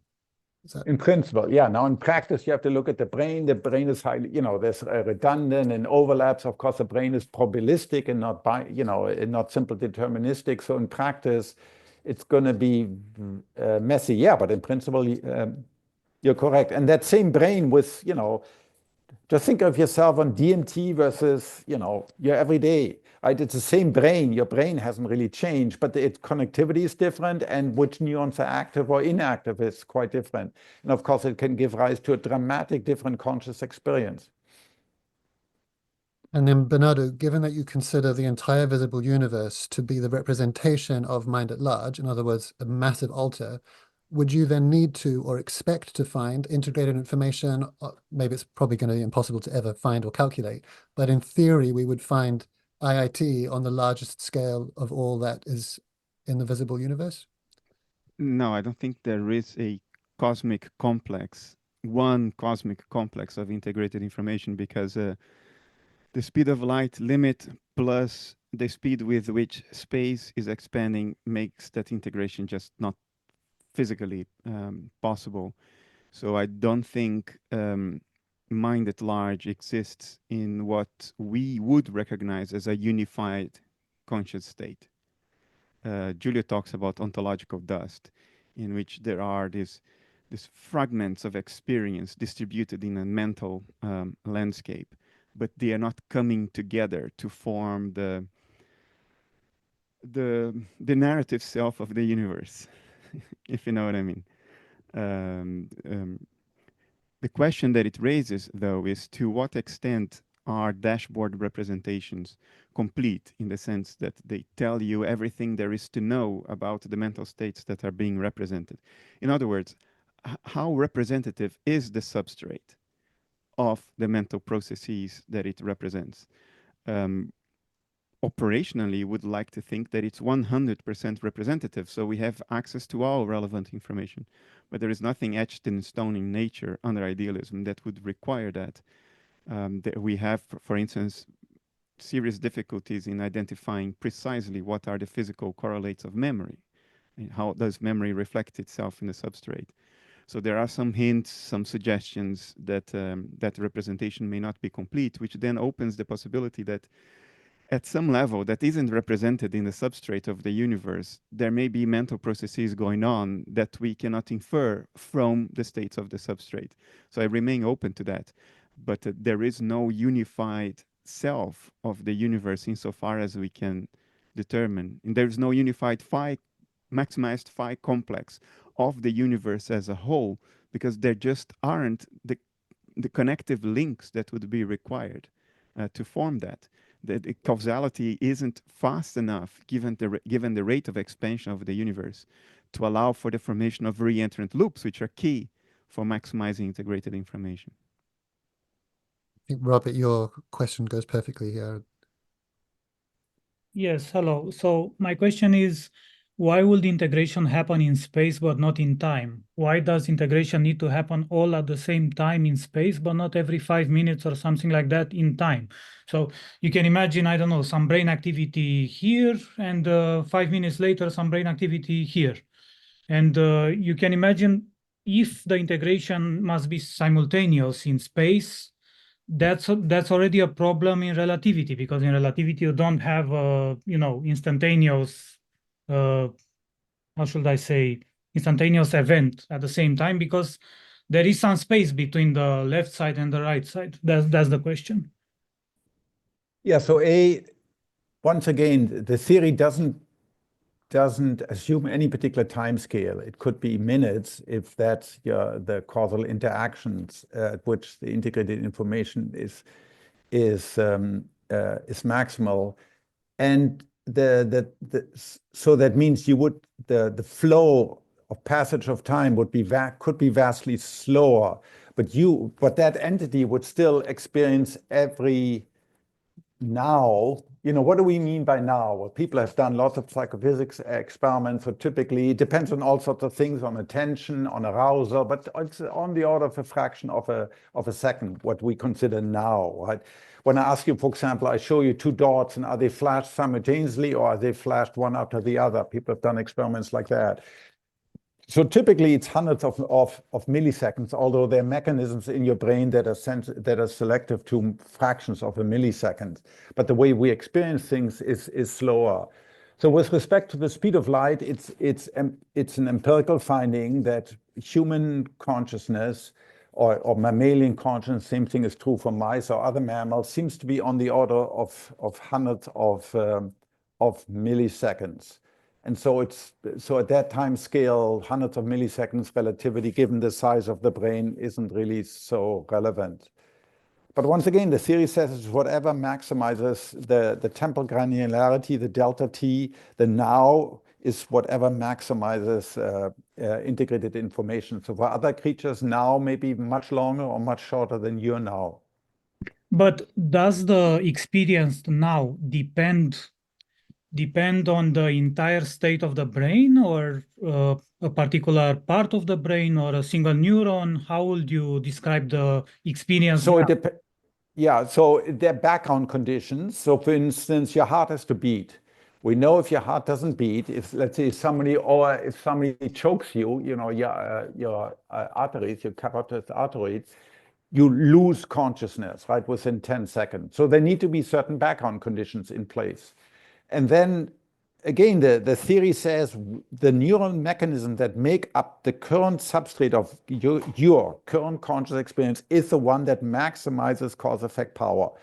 So empirically, that seems to be tens of millions of neurons sort of in the cerebral cortex, particularly the back part, the posterior part of cerebral cortex. Not one neuron, not 10 neurons, but probably tens of millions of them in us. That doesn't mean simpler creatures, it can't be others. But in us, it tends to be a large number of neurons, subject to whatever boundary condition is. You have to be awake, of course, because tonight your same brain is going to go in a very different state, right? During deep sleep, your brain doesn't go into soup. It isn't suddenly disconnected, but the causal mechanisms during sleep are very different than the causal mechanism during awake. So you have to consider all of that. But what kind of frame of reference do you take? Do you take the left brain perspective or the right brain perspective? What kind of frame of reference do you take to define what the now moment is? Neuron 1, neuron 371. It's the one that maximizes. It's the one How do that you unify the different frames of reference that each neuron has in space-time into a single unified instantaneous now experience, which includes the visual stimuli, the auditory stimuli, which depend on different parts of the brain, the temporal lobe, the occipital lobe, and so on? Yep, so in principle, in practice right now, we can't do it. We don't have the computational power, but you can do it in simple networks. You just look at the one that maximizes, you look at all possible ones, you look at this neuron or that neuron or those two neurons or those three neurons or those four neurons, and then all combination of four neurons. I mean, it scales pretty badly. And the theory says the complex is the one that maximizes this integrated information, the reducibility across all those neurons. And that also, the time is the one that maximizes that. So it's whatever time scale that maximizes the causal interaction. So it's a precise definition. It's an extremum principle, like the principle of least action, that defines what is the granularity and what's the duration of the moment that you call now. So if I am, let's say that I'm moving in a particular location in space-time, and 5 minutes later, I'm moving into another location. And in my previous location, another brain goes exactly in that point, although not in time, because we are moving, linearly in time. How does the neurons in my brain know to differentiate from the neurons in the other person's brain? How does the integration, how do they know, since they are not connected physically, they have a space in the synapse between the neurons? How do they know that they belong to that brain and not another brain? Because of the causal interactions. because of the causal interactions among them. It's all about the causal interactions. So, you know, the neurons here are interconnected. They have synaptic connectivity, let's say, right? Or electrical gap junction, etc., all the mechanisms. And this is what constitutes, it's really the causal interaction. So this gives rise to sort of a bunch of counterintuitive predictions. So for instance, I can take your brain and let's say there's some evidence if you go into these meditative states called pure presence, that the neurons may be very little active. You may be in a brain, in a long-term meditator who goes into the state of pure presence, where the brain has a minimum of activity. So let's just assume that. Conversely, I can take the same brain and I can poison it using lidocaine, using a local anesthetic.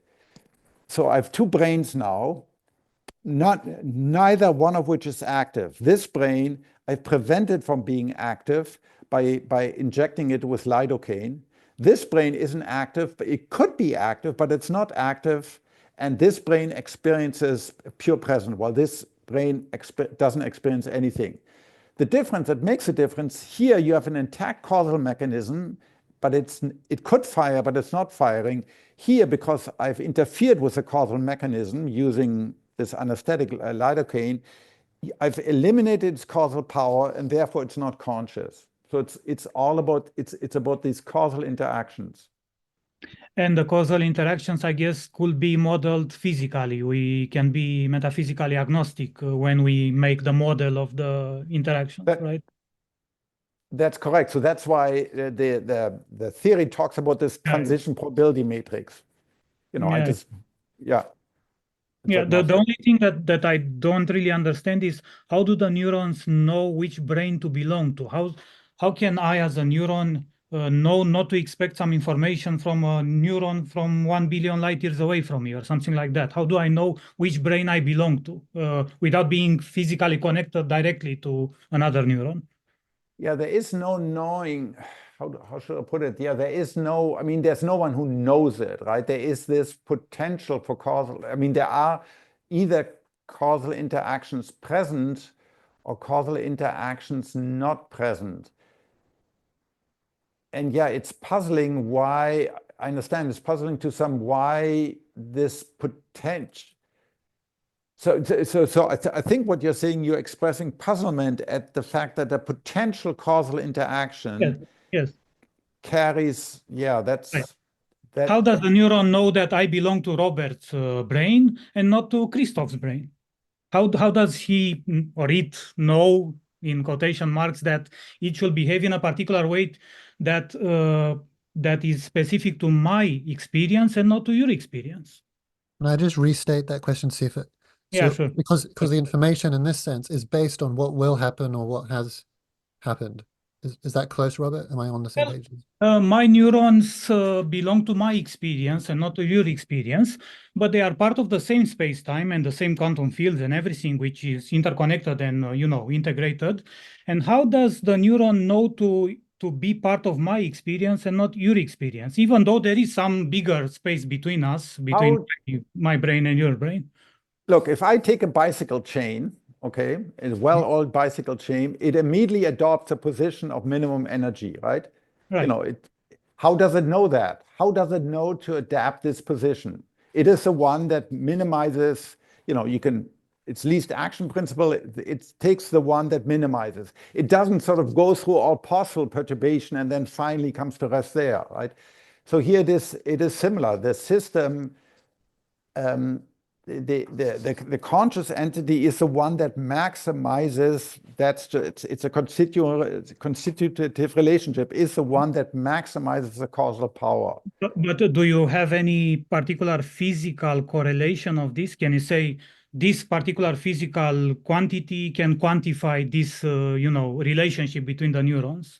Yeah, the causal power is the causal power, right, is given that you can compute it. Given I have this transition probability matrix, these neurons, when I'm in this configuration, the system will transition to that, and when I'm in the other configuration, it'll transition this. From this, I can explicitly compute the various causal influences that mechanisms and sub-mechanisms within the complex have on each other.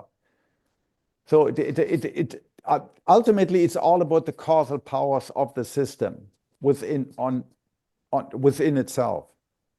So you're thinking like the signal attenuates the longer, the farther away you go from the conglomerate of the neurons, which constitute a particular experience, a particular brain, right? No, I mean, it's not about the distance. I mean, we could be interacting, through wires or we clearly are interacting, but our interaction right now is dwarfed by the causal power of just your brain and just my brain. Therefore, it doesn't feel like you don't access my conscious brain and I don't access your conscious brain. Although in principle, I agree, we all in a similar space-time and certainly all within the cone of light at the time scale we're talking about here on the planet Earth. I think maybe the mistake here is if you take a physicalist approach, then you have this problem. If you take an approach metaphysically where you have idealism and the reality is already integrated, and what you observe when you look at the brain, you see physical things and neurons sending signals and so on. That's only your perspective. That's only what you can observe about the system. But in reality, there are pockets of cognition which look like brains, and that's why it's dissociated. Maybe that is a potential answer to this problem of how does the neuron know which brain to belong to? Well, once again, how does a ball know to fall down rather than to fall up? How does it know? It follows just the local causal power acting on it, right? In this field, in this case, the gravitational field or the band of space-time curvature. Neurons are not exempted from those types of causal interaction. But in that situation, we know that the laws of physics say that it must do that. But in this particular situation, we don't have a model that says that this neuron must necessarily be part of this brain. Well, so the way I think about it, as I mentioned before, Robert, I think about IIT as sort of an updated version of physics. Okay. But now the physics includes a description of consciousness where of both intrinsic and extrinsic causal powers, where classical physics is just, conventional physics, I should say, is just focused on external causal powers. Okay, so it's or I should say, physicality is on top of what fundamentally is being described by IIT, right? Yes. Okay. That's one way to look at it, yes. Okay, thank you. Bernardo, do you want to? Yeah, I was looking at the chat, and I see what's happening there, especially after the last thing I said about there not being one universal complex corresponding to mind at large, and I understand where the confusion is coming from, because Christof and I are aligned in IIT, but then the question arises: well, if there is no one complex corresponding to the physical universe at large, then there's nothing it is like to be mind at large, which contradicts analytic idealism. So I just wanted to clarify that very briefly, and then let you guys spend your time with Christof. But I wanted to do it with Christof here, so he can correct if I say anything that is unbecoming. Under analytic idealism, I would make a distinction in degree, at least, between the spontaneous associations and dissociations that IIT can model, according to how much information is integrated, and an actively enforced dissociation that we call life, that we call metabolism. How would I justify that in the context of IIT?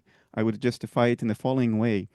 My reporting self is a complex that may disappear if I am under anesthesia, because the anesthetic sort of interrupts the causal chains, introduces noise to the brain, so that one complex may fragment, and then there is nothing it is like to be that complex anymore. It may reconstitute itself later.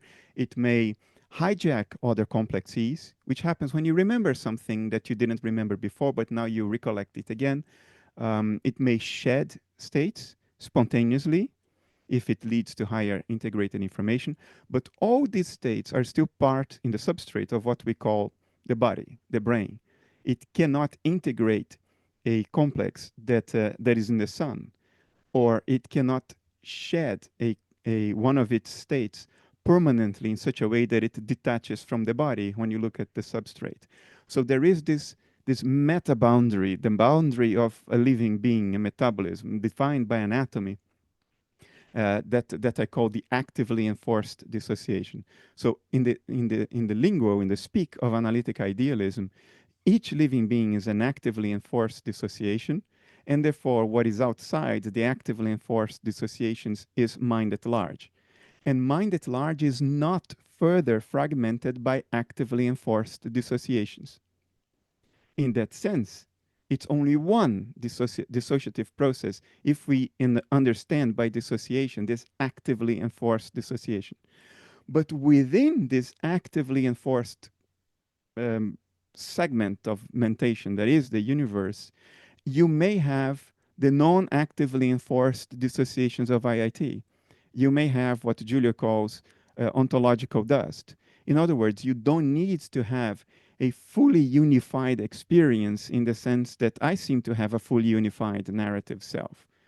But it is not fragmented in an active way, in the way that you and I are separated from each other, in an active way by the boundaries of life, which have evolved to be actively enforced. So if it helps, think of it in terms of two words. It's not two types of dissociation, because I don't think there is a difference in type. There is a difference in degree and in the mechanism of enforcing, which I think ultimately we will be able to reduce to vanilla dissociation of IIT. But until we get there, think of it as two, quote, types of dissociation. An actively enforced one and a spontaneous dissociation in which we experience ourselves. When we forget something, when we park our problems, these are spontaneous dissociations happening within us, within our anatomy, our metabolism.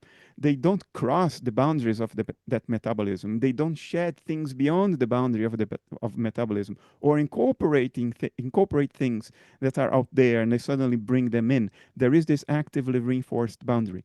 That is what defines mind at large. It's what is left after you account for everything that is within those actively reinforced boundaries. So from the point of view of active dissociation, mind at large is one thing, because there are no actively enforced boundaries within it.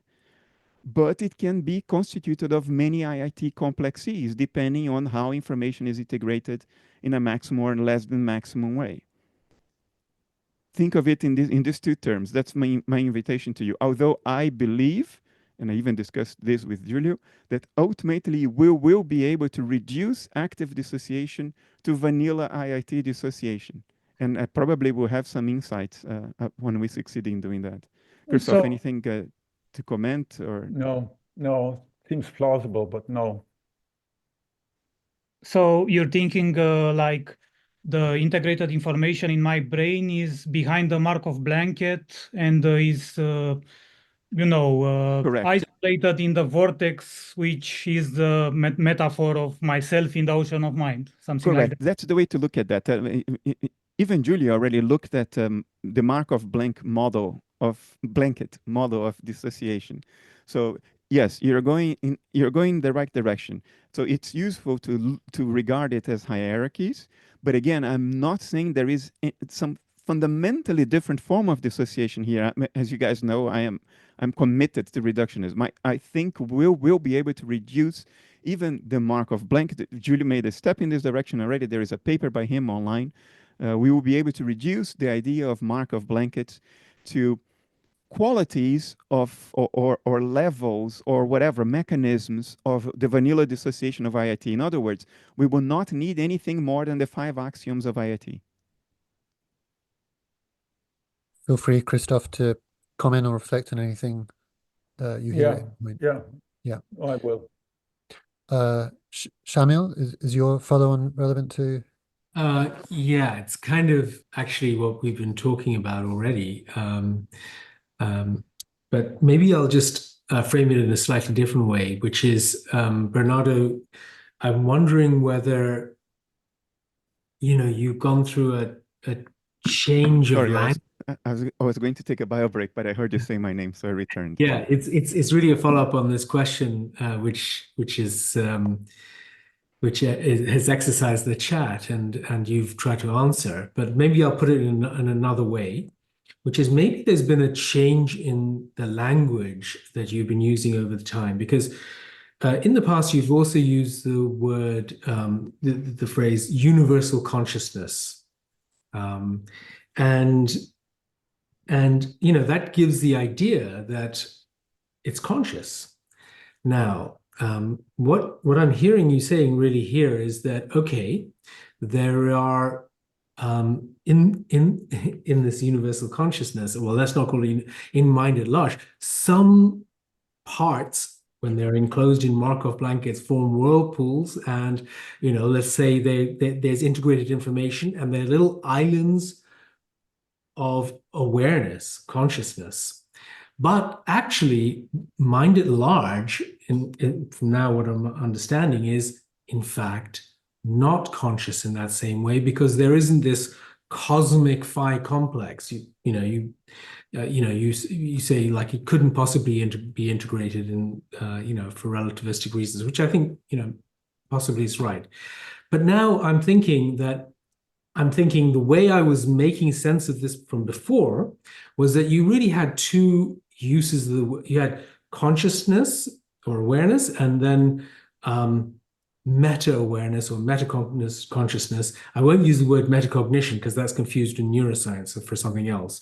But, and that what we normally talk about human consciousness is actually mind is conscious of itself, and there's kind of what you used to call meta-consciousness or meta-awareness. So this is an important thing. I think what you're saying is really that mind at large is not conscious in the same way that we are conscious and aware of that we're conscious. Of course not. We evolved in a planetary ecosystem to respond to environmental threats and opportunities. Mind at large is just there. It didn't have to fight for survival. I'm wondering about the universal consciousness part, though. Why, or maybe you've moved away from that. Yeah, no, I'm not moving away from universal consciousness. And this came up in the chat as well. The concept, I'll try to respond quickly, and let's spend the rest of our time with Christof. And I promise I will stay later to elaborate more, but let's not waste. And we've got 2 more weeks with you, Bernardo. So if we don't get to it today, okay. I'll give a quick answer. IIT does not have the concept of core subjectivity. It doesn't need it. It's a scientific theory. It makes predictions. It doesn't need all the metaphysical baggage that we have to bring in to have a neat ontology. When I refer to universal consciousness, what I mean is core subjectivity. It's what Schopenhauer described as the one eye of the world that looks out from every creature. Philosopher Itay Shani defined core subjectivity as the dative of experience. That's to which experience is the dative of experience. That to which experience is given. You could even define it as purely the subject when it's not differentiated by particular experiences. Now, as a reductionist, I like to model all of reality in terms of only one thing instead of many. There are many possible experiences, infinite different qualities of experience. How do you reduce that to one thing? Well, by saying that there is only a universal subject. Particular experiences are patterns of excitation of that subject. These patterns of excitation are the mental states that are modeled in the graphs of IIT. And they can be associated or dissociated, but underlying all that, like underlying all the vibrations of the drum, is the skin of the drum. Like underlying all the possible ripples in a lake, it's the lake. Like underlying all the possible notes of a guitar string is the guitar string. In the exact same way, I would say there is universal consciousness. When I say that, I am referring to core subjectivity, to the subject, and to experiences as patterns of excitation of the subject. Those patterns of excitation can be integrated or not. It is entirely plausible that the subject looking out from my eyes is the same as the subject looking out from your eyes, and they are just undergoing it's just different patterns of excitation of that subject that correspond to you and me. And we don't know that because we are not cross-associated, because there is no maximization of integrated information between you and me. So there is a universal consciousness. It's all there is. And it is these dynamics within the behavior of universal consciousness that leads to different mental states and associations, dissociations, phi complexes, and all that. So Mao is a segment of universal consciousness, which does not have inner, actively enforced dissociative boundaries, but that doesn't mean that it has to have only one integrated complex. Why would it? Why would it need to feel like to be it, just like what it feels like to be us? It would be incredibly implausible if this were the case, if evolution by natural selection on a rock didn't have an enormous impact on what it is like to be us, as opposed to this mal, to this mind at large, right? So the fragmentation implied by there not being one complex does not mean that there is an ontic fragmentation, because there is only one subject, one core subject, a la Schopenhauer. It's just that its mental states are not integrated in one complex. That's all I'm saying. So it's a claim of fragmentation of mentation, not fragmentation of being, not metaphysical fragmentation. Yeah? Okay. Now I propose that all questions now go to Christof. I promise I will stay later. I need to make a bio break. I'll be right yeah, back. well, actually, that there is a link to Christoph, which is given what Bernardo just said, IIT, as you said, is not a metaphysical theory. However, it actually makes it incompatible with some metaphysical theories, and the particular one that I'm thinking of is idealism, as not as conceived by Bernardo, but idealism as conceived that everything is consciousness. So not mind at large, which is not, so in other words, whatever the ultimate nature of reality is, it can't all be conscious. Only those parts that have maximal phi complexes will be aware. Would you accept that, Christoph, that in fact, according to IIT, there is what Bernardo already referred to, ontological dust. So most of the physical universe that we conceive of is ontological dust.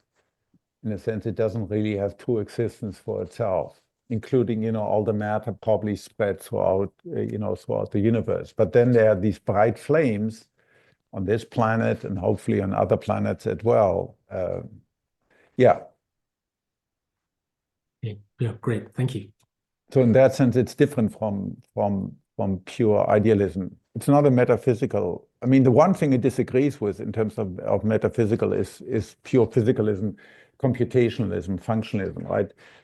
I mean, the dominant theory today in science and in tech is computational functionalism, right? That consciousness is just a function, and whatever system, like a Turing machine that performs that function, ergo ipso will also be conscious, right?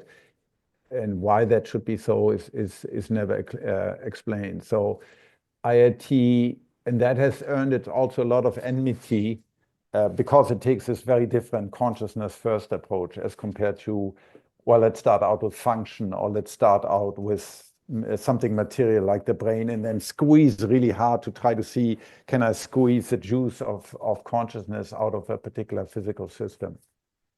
Yeah. Okay. So that makes sense. So it's not compatible with idealism as conceived of as the ultimate nature of reality is consciousness, and it's not compatible with computational functionalism. I'd also say it's probably has to be compatible, or at least assume at minimum some sort of proto-panpsychism, in the sense that whatever reality is, it's capable of being. You might want to check the modem. It's capable of being conscious under certain configurations when there's a integrated information. Yeah, I don't know about all these isms. So, IIT is a particular scientific theory, So yes, it's compatible with certain intuitions that's also shared by panpsychism, i.e. that consciousness may be much more widespread than we think. But of course, it also tries to, or it does successfully address the combination problem of panpsychism, right? So yeah, it shares certain intuition with particular types of metaphysical schools, but it's a scientific theory, for better or worse. Can I just offer an opinion very quickly? Because you said it's not compatible with analytic idealism. By you, I mean Shamil. Oh, no, I didn't say analytic idealism. I said idealism, not analytic idealism. It is compatible. It's not compatible with an idealism that is expressing the idea that the ultimate nature of reality is consciousness, not mind at large. Not mind. I'm not sure what the distinction would be. Well, it's probably not compatible with the Berkeleyan subjective idealism that says to be is to be perceived. IIT would say to be is to exist for itself. So it contradicts Berkeleyan idealism. But I would say it certainly doesn't imply any idealism because it's not a metaphysics. It's a scientific theory. And scientific theories do not imply metaphysics. Well, they may exclude some indirectly, but they don't imply them. It does not have a concept of universal consciousness. It doesn't need to have that to make predictions, to be a scientific theory. But I would say it's entirely compatible with the metaphysical ideas of any objective idealism, even cosmopsychism. It's compatible with it. It doesn't imply it because it's scientific. It's not philosophical. You're right, but given that you couldn't have this cosmic phi complex, it would, unless you broke the laws of relativity or whatever, it would seem that it's not compatible with cosmopsychism. It's only if you define universal consciousness as one phi complex, but that would be an arbitrary definition. Okay. I define universal consciousness as subjectivity, the same subjectivity looking out from your eyes and my eyes. Now, the patterns of excitation of that subjectivity may or may not form different complexes, may or may not get integrated causally. So it is compatible with the notion of a universal consciousness if you define it as core subjectivity as opposed to a phi complex. But Okay. why would you do the latter? It sounds arbitrary. Okay, no, I understand. Thanks.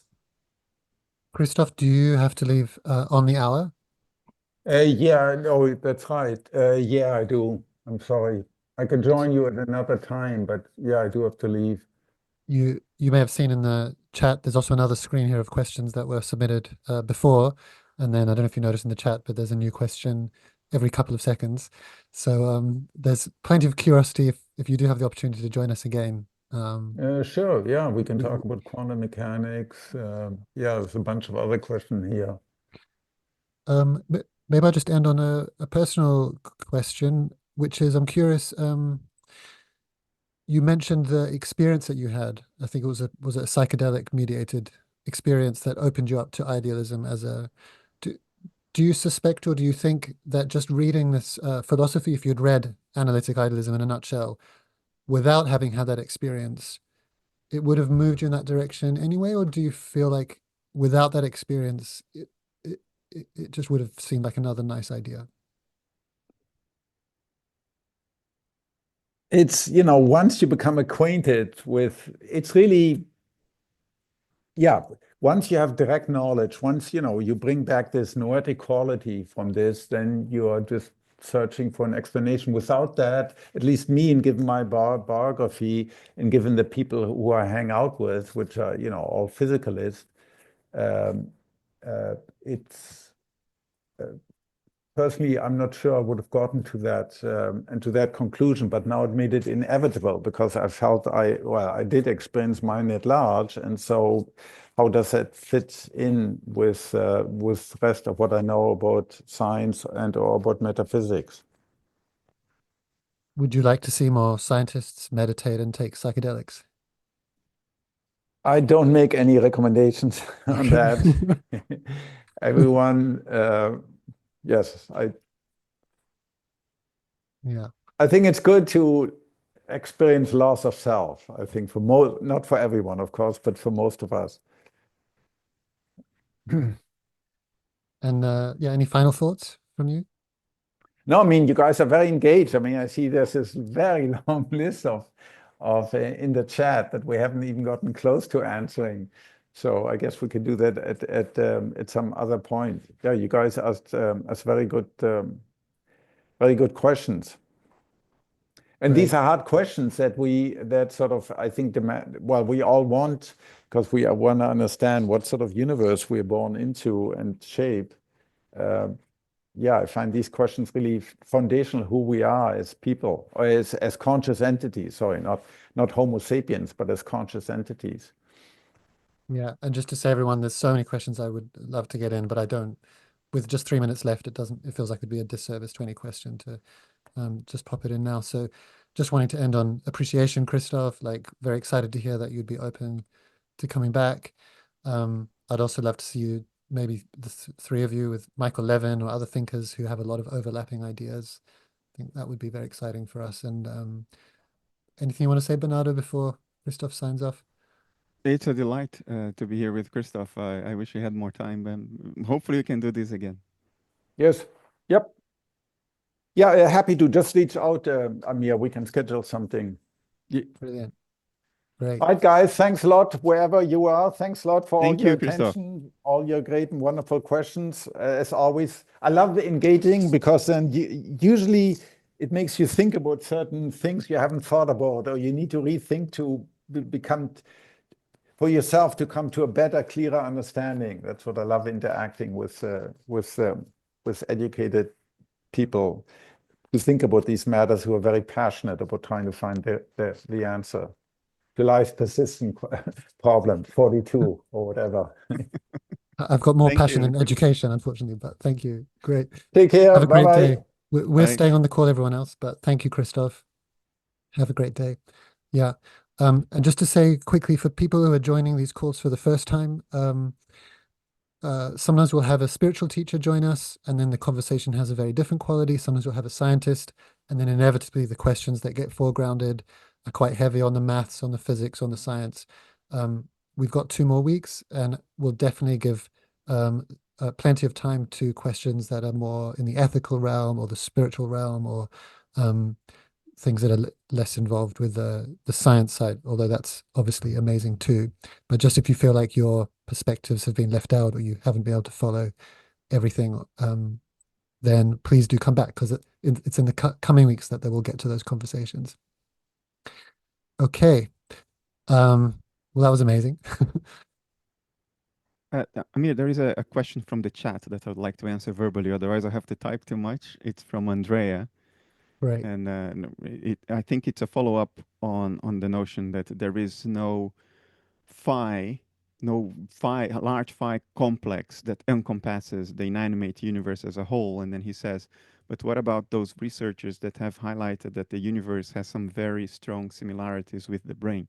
So just quickly on this, our brain can have multiple complexes running in parallel simultaneously. That's what IIT says. The reporting self happens to be the complex with maximized phi. But sometimes adding more mental states reduces information integration. So those mental states don't get sort of encompassed by the maximum phi. So your reporting self, which is the high phi complex, doesn't report on those other mental states, but they are still conscious. They are complexes of their own. With lesser phi, they are not integrated, because if they were to be integrated, the phi of the maximum complex would be reduced. And that's not how it works, according to the axioms of IIT. So there are other little U's in your brain right now, according to IIT, which makes total sense clinically as well. Amir was talking about internal family systems therapy. It leverages that intuition that this is what's happening. We are not one, we are a collective. We are a busload of people. Some with very high complexity of mental states, others with little complexity of mental states. And sometimes these people merge. Like when you wake up from a dream, the person doing the environment of the dream and the person doing the dream avatar merge and suddenly realize you were doing both. Or when you remember something that you had temporarily forgotten, that's your maximum phi complex reabsorbing some mental states that were there, but they were not integrated, so you couldn't remember whatever it is that you're trying to remember. So the fact that the universe at large looks like a brain only makes it equivalent to our brain, but our brain too can have multiple parallel non-integrated complexes running in parallel. So our brain is not only one maximum phi complex. That's not what IIT says. So the same can be applicable to the universe as a whole. The universe as a whole, in that sense, can be like us, multiple phi complexes running at the same time. And there may be no, unlike us, which have a clearly distinct maximum phi complex that is much bigger than the others, maybe in the universe at large, there isn't that. So there isn't that stronger voice of the narrative self at the level of the universe at large. It's fragmented experience, but in one subject. So there is universal consciousness. It is that looking out from your eyes, from my eyes, and looking behind the fragmented experiences of mind at large. All those experiences, mine, yours, the experiences that correspond to mind at large, all of them are given to this one subject. That is the ontic unit. There is only one thing. It is that subject. But its patterns of excitation don't need to be such that there is only one integrated complex. Why would that be the case? It's a tremendous constraint to impose on mind at large, to require that it has only one big hi-fi complex. Even we don't have that. We have one bigger, but it's not only one. Even we are multiple, joining and dissociating and rejoining, and we don't even call these natural dynamics dissociation in the clinical sense. It's not strong enough to be even called clinical dissociation. We don't say that we are dissociated during dreams, while obviously there are multiple complexes running.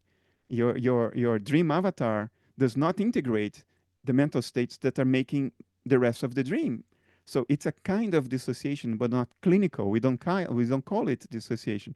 The same thing may be going on in mind at large, and it almost certainly is, because the alternative is that mind at large is fully integrated. Even we aren't that.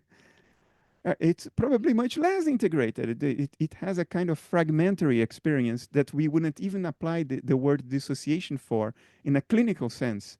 If you want to have a direct insight into what that feels like, if you take a mildly dissociative drug like ketamine, which I never took, but I have reliable reports that that's what people start to experience. They don't really dissociate and become alters. There is still this overarching subjectivity that seems to be the field within which all of those processes are going on, but they feel fragmented. They don't feel unified. So it's not actively enforced dissociation like life is. It's not strong dissociation like DID is, but it's not an integrated form of experience either. It's a kind of in-between thing, a fragmented form of experience with moving dynamic boundaries that join together and split apart again. It's ambiguous in that sense. I think that is not only the most likely scenario, it's almost certain. It's almost certain that this is what's going on, and that highly integrated minds like ours arose as a response to environmental threats and opportunities, because we live in a limited ecosystem on a space rock. That's why we had an evolutionary advantage for maximum integration. So we wouldn't contradict ourselves in trying to respond to environmental threats and opportunities. There is no need whatsoever for nature at large to do that too. Why would it need to do that? Right? Ivan, did your question get answered in the chat? Or just before you ask the question, just quickly to the group, I don't have the mental capacity to listen and scroll back through all the questions that have already been asked in the chat and see which ones have and have not been asked.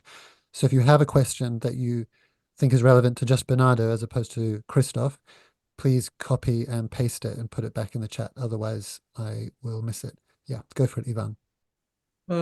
Yeah, so thank you for doing this. My question was, Bernardo, what you described, how does that relate to the reassociation process? Like when we kick the bucket and we sort of merge back into mind at large, is it merging back into mind at large or a larger complex somewhere along the line, or is it nothing like that? No, I think because our memories through life have such high emotional load associated with them, which is also the result of evolution for natural selection.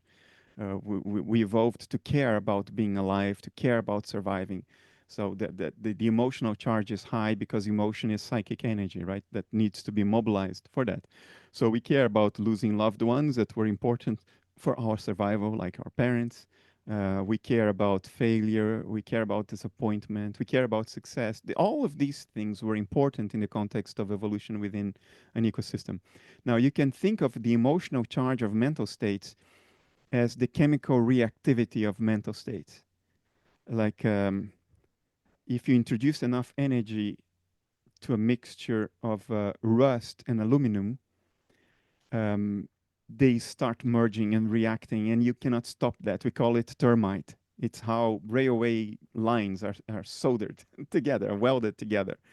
So think of emotional charge as that chemical potential that is reactive.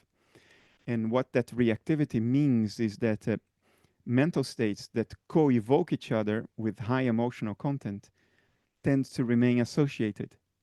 For instance, the memory of a party balloon will associate you with a birthday party, which will bring you back to the memories of your birthday party when you're 6, which will bring you back to the memories of the feeling of nurturing that you had in the presence of your parents, but also with the feeling of vulnerability. So all of these mental states react together because of their emotional charge, and they remain associated. In other words, they remain together because of this cross-associative links between them, which has this emotional charge as energy that binds them together, like the energy of chemical reactions, like the energy that is released when oxygen binds with 2 hydrogen atoms, forming a water molecule. So which stays together. It's difficult. You need a nuclear reactor to undo that bond. So I think when we die, even though the Markov blanket, the actively enforced dissociative boundary, is no longer there, I think our memories remain bound together in what you could call a life complex. So your life complex will tend, even though there is no more personal agency, you're not a person anymore. And you don't identify as a person anymore in the same way that you don't identify with your dream avatar when you wake up. But you still remember the dream from the point of view of your dream avatar. And if the dream it was very emotionally charged, you will really remember the dream, and it will still stay.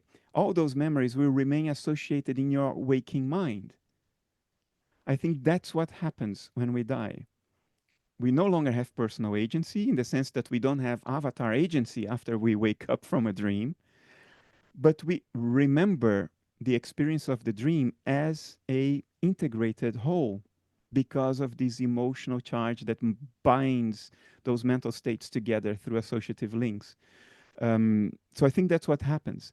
And in that sense, it increases the degree of interconnecting mind at large every time a living being dies, because you're seeding these life complexes into mind at large.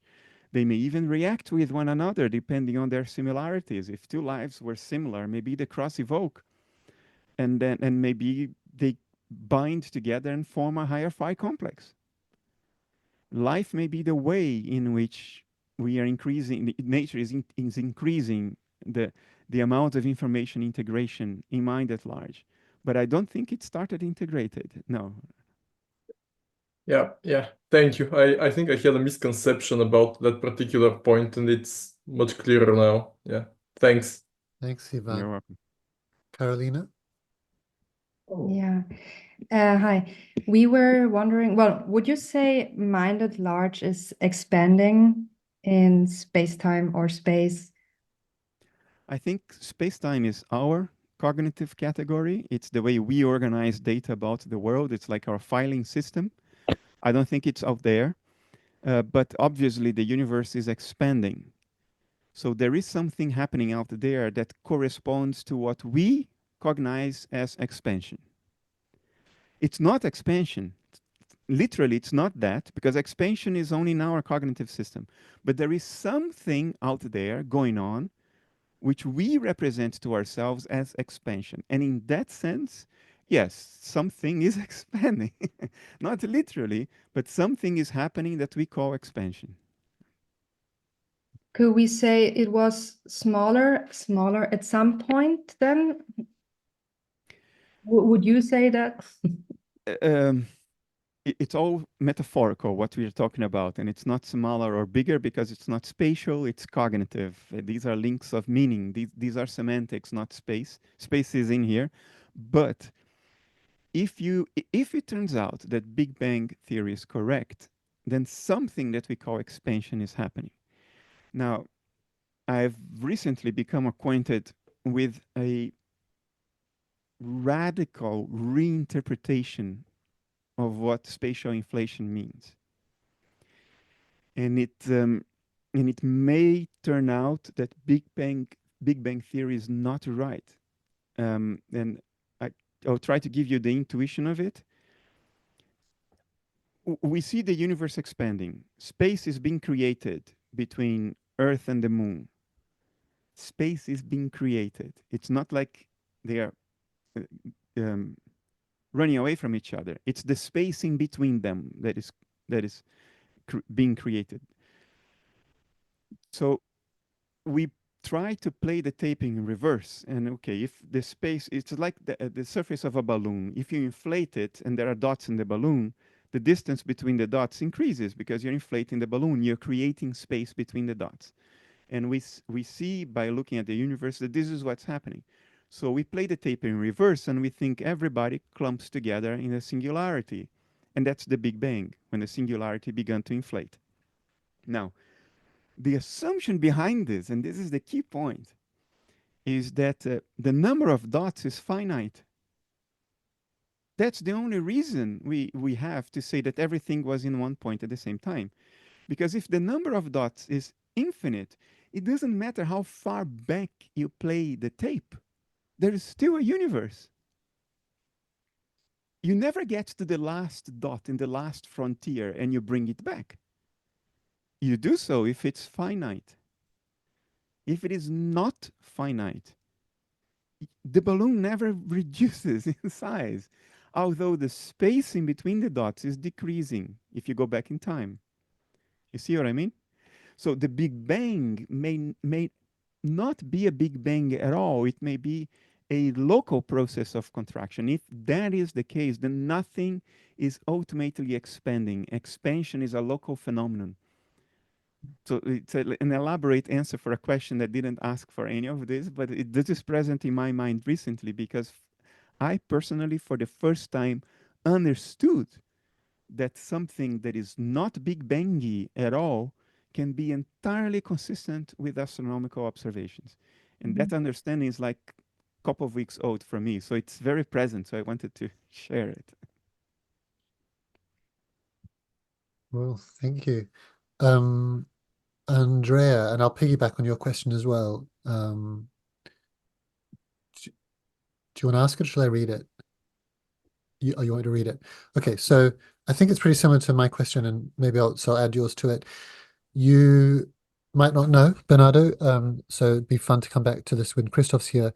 But I'm wondering how IIT, because Christof in his book makes a thing of like, oh, psychedelics create more connectivity or something that's been very important to you to show, and that in the psychedelics actually reduce brain activity. I think you used that example. You've used G-force. You've used near-death experiences where. But they do increase connectivity. What's that? They do increase connectivity. They increase connectivity, and one would expect to see more activity given that the experiences are so rich. Does that so you still see align less, with that? Yeah. You see less activity, but the residual activity that remains is more interconnected at longer distances. So it has a higher phi?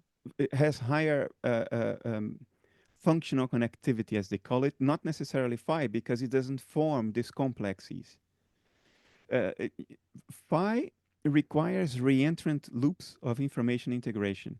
That's different from correlations between dynamics of states in different areas of the brain. The fact that you have higher functional connectivity does not imply that you get bigger complexes or higher phi. And what would higher phi correlate with? You would see information flows in the substrate that encompass reentrant loops. But what would it correlate with in subjective experience? You would experience more. Higher phi, you would experience more relative to your reference. So you take. So in a near-death experience, wouldn't I then expect to see more phi? Or in a psychedelic Yes, and you experience? don't. Yes, correct. Correct. Is that a problem for the theory or for? Yes, no. It is a problem for the theory if you say that the substrate is complete. In other words, that the substrate tells you everything there is to be known about the states it represents. So it's a problem for IIT under physicalism. It is not a problem for IIT under idealism, because the difference is the following. Under physicalism, the substrate is what causes the mental states.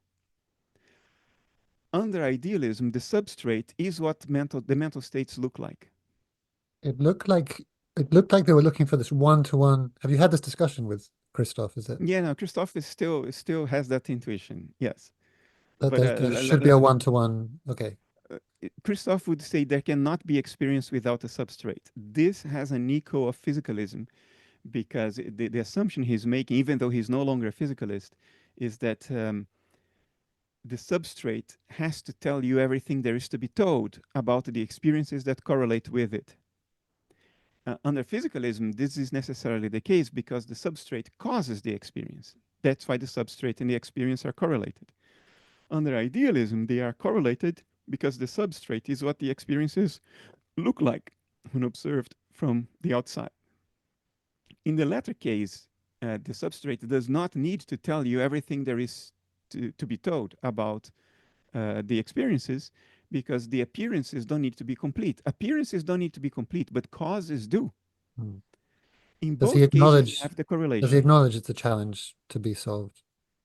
If he were here, he would acknowledge it and say, yeah, but, well, everything we have always seen shows that substrates tend to tell us everything there is to be told. So what reasons do I have to think that substrates are incomplete? And then he would say, well, the reasons are NDEs. And then he would, well, I don't know when I... Okay, we can come back to it. I can share this without giving details. Christof is more open. Do I want to say this publicly? No, I don't want to say this publicly. No, sorry. I'll leave it at that. Yeah, let's come back to it when he's here, and then we're not kind of... Christian? He's not stupid. Christof is not stupid. That's obvious. He's not blind to NDEs. He's not blind to any of that. That's okay. Okay, I think we got time for one more question. I see you massaging your shoulder. I hope you're okay. If you need more breaks No, now we with your can go back until the bottom of the hour. Yeah. Yeah, Christian, do you want to do your neural correlates? Yes, I can do that. Hello, Bernardo.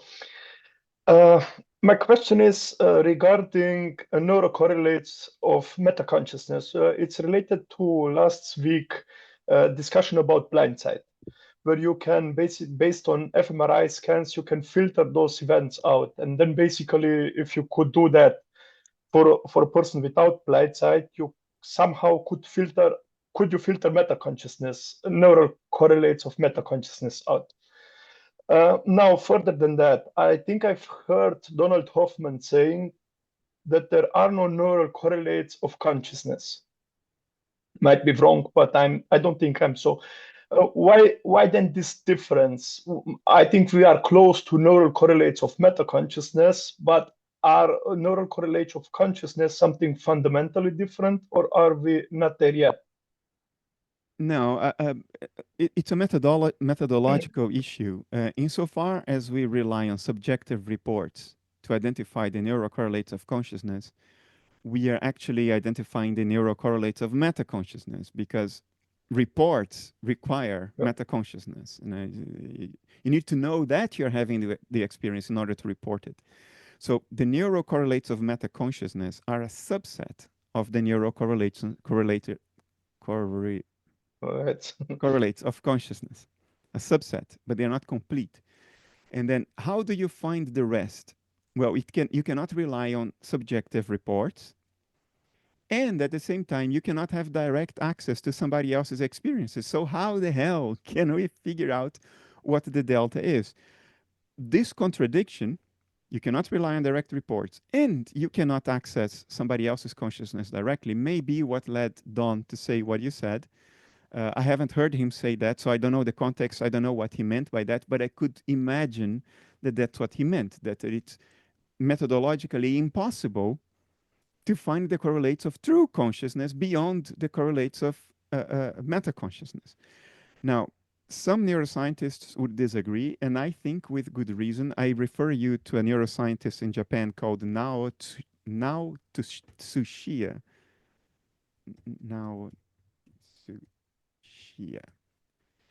He wrote he wrote a paper. You know what? Let me give you the link of that paper so you don't get confused. No. Report paradigm.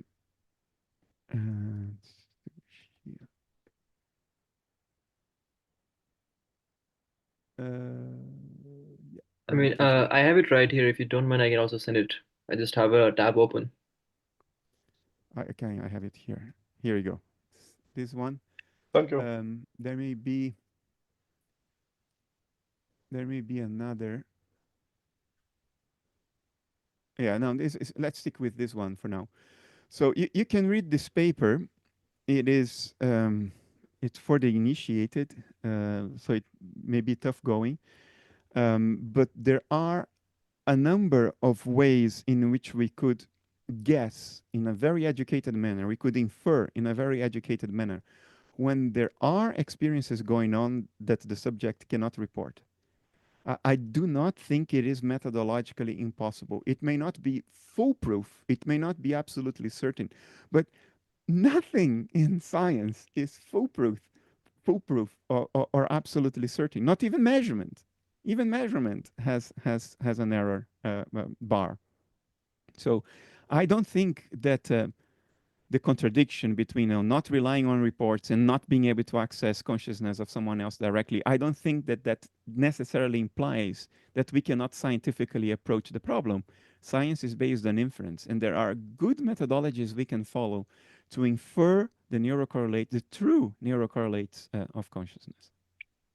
And there are no fundamental reasons why it would not be possible. There should not be any fundamental reasons why it should not be possible. So if you can have the one, you can have the other one also, because it's correlation, not causation. So well, under analytic idealism, you absolutely should have the neurocorrelates of you should have. consciousness. Okay. Even experiences that are not metaconscious should look like something. Well, not always. I mean, because the images don't need to be complete, but we have no reasons to think that they shouldn't be there.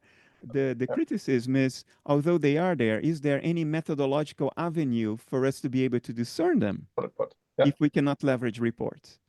That is the question, not whether they are there or not, but can we discern them? And I think we can, and now would agree. Thank you very much. You're welcome. Did you say you'd want to go till past or the top? How many questions do we have already in the queue? Oh, well, every question creates 5 more, so it's for as long as you want to go. And we've got 2 more. Well, let's do a couple more. Okay, so again, this is just a big apologies if I ever miss someone's question. It's never personal. I'm looking through lots of questions, trying to feed them in a way that makes some kind of sense. So do just put them back in the chat and try never to take it personally if I miss your question. It's never intentional. But let's do Fawn's question and then Raghavan. Apologies if I'm mispronouncing that. You had a block universe question, Fawn. I was like, which question, Amir? Oh, well, you can pick a different one. It's the one that feels most relevant. Yeah, you've put. My mind is a popcorn machine of questions. I had a curiosity around the block universe and retrocausality in that paradigm, and then any implications or explorations around how IIT might,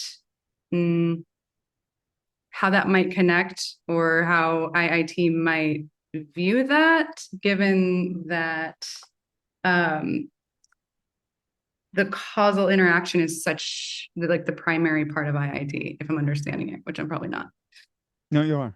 The causal powers are the primary idea in IIT. The causal powers of a complex. So the answer is simple. IIT completely ignores retrocausality, as it should, because it's a speculative idea in physics. So it should not percolate beyond physics, because otherwise we'll go crazy. Things become too complex. All I can tell you is that the IIT people are not stupid. They understand physics. They are keenly aware that there are good theoretical reasons to regard the universe as one integrated causal whole. And that has to do with quantum entanglement.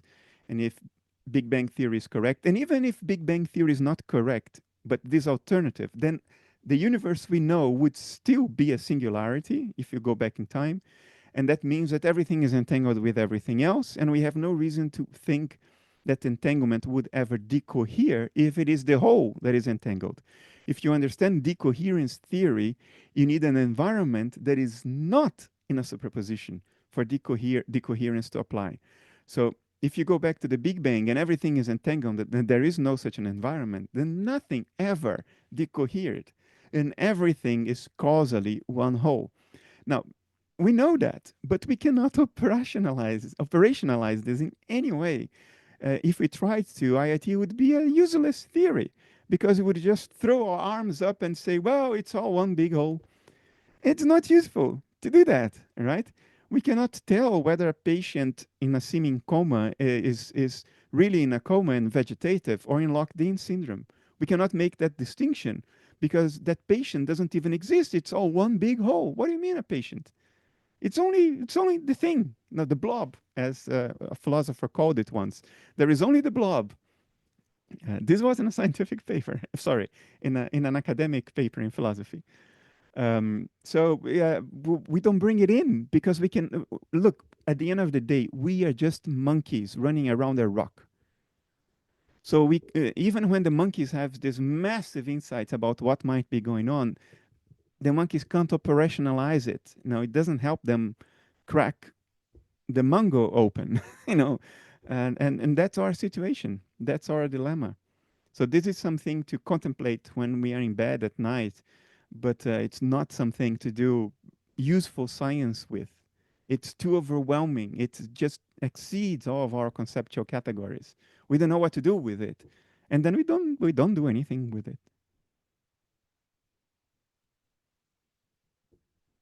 Thank you. And am I pronouncing this close to right? Raghavan? Yeah, it's Raghavan, but it's totally Raghavan. yeah. Raghavan. Great. So I was just wondering if you have any thoughts about what is the influence of self, both narrative as well as a relatively global aspect of self, like the immune system or the primary mechanisms that dissociates an individual, and what kind of if it produces some kind of a filter that basically channelizes the information that is needed to have a dissociated alter that we are. Absolutely. Okay. Absolutely. I think let's pretend that life is a dissociation of another type than the dissociations implied by the 5 axioms of IIT. I don't think it is. I think we can reduce the former to the latter. but just for the sake of discussion, the dissociation that is actively enforced and which we call life has this Markov blanket model about it. And people have shown that we can model life as a Markov blanket. The defining characteristic of all living creatures is a membrane that separates them from the environment.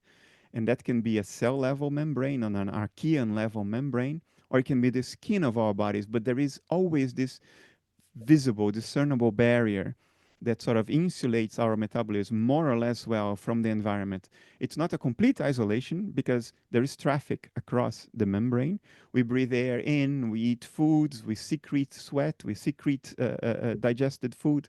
So it's not completely isolated, but it's an isolation that allows for control.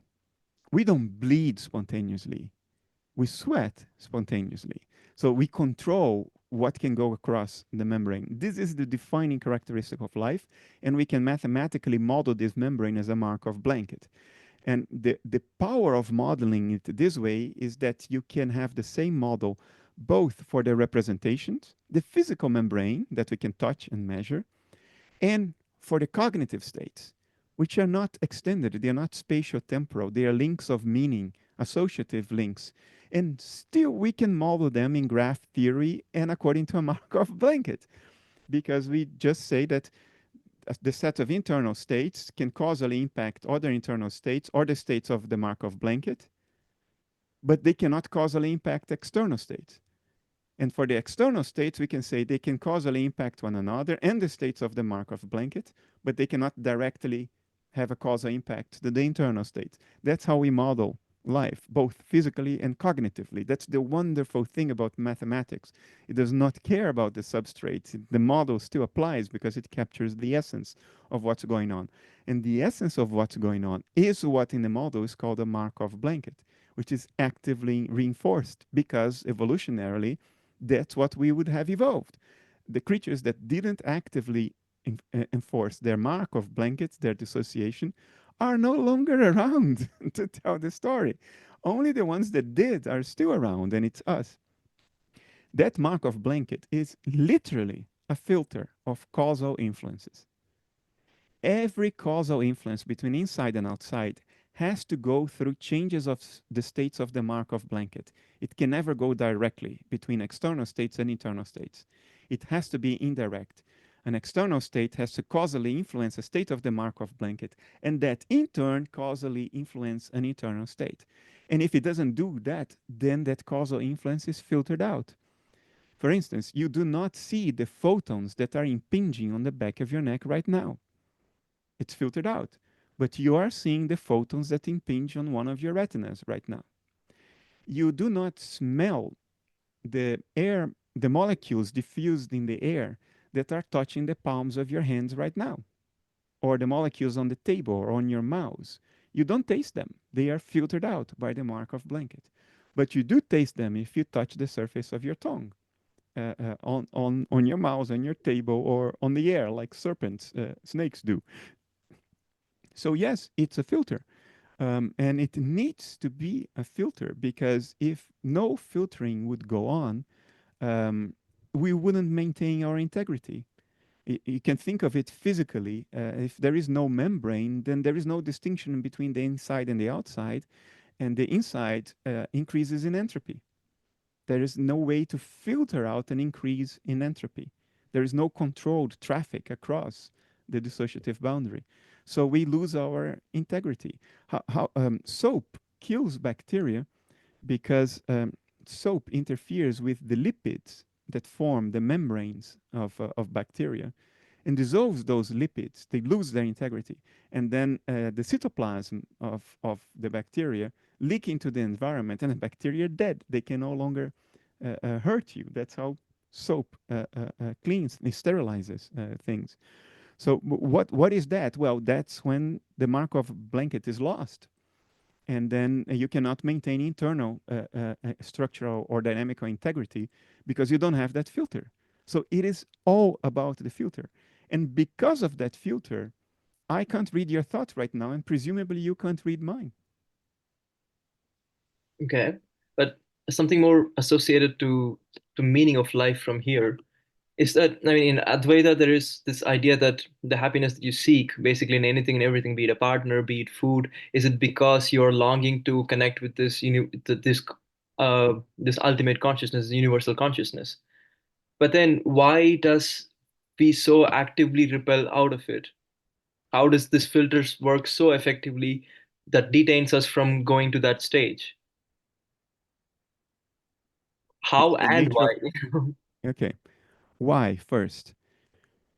Let's imagine that some of our ancestors in the remote evolutionary past were not very interested in maintaining their personal self because they didn't really think of themselves as this individual entity. They were connected with the root of being. They knew they were the whole of nature. Well, those died because those wouldn't care much if the tiger were sneaking around because they didn't identify with the body anyway. They identified also with the tiger. And lo and behold, the tiger needs to eat. Okay, let the tiger eat. Okay, those are gone. The ones that stayed and reproduced and survived are the ones that have this impetus to resist reintegration with the whole because it's not evolutionarily advantageous to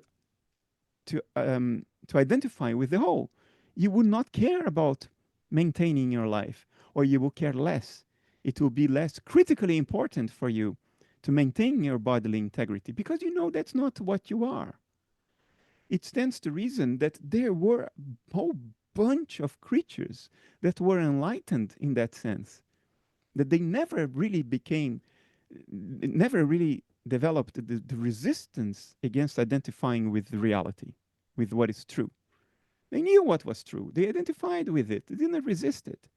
Stands to reason that they were there. It's just that they didn't stick around because they wouldn't defend their own bodily integrity and individual agency in life with as much tooth and nail as the ones who did.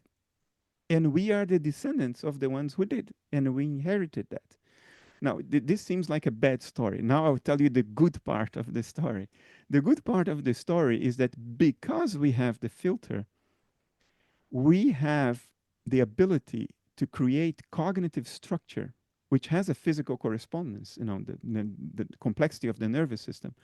We develop this ability to insulate a little subset of nature, protect it against the high anthropic influences of nature at large, create this sort of this little cave, this haven, this safe house where complexity and structure could be increased to a level impossible out there.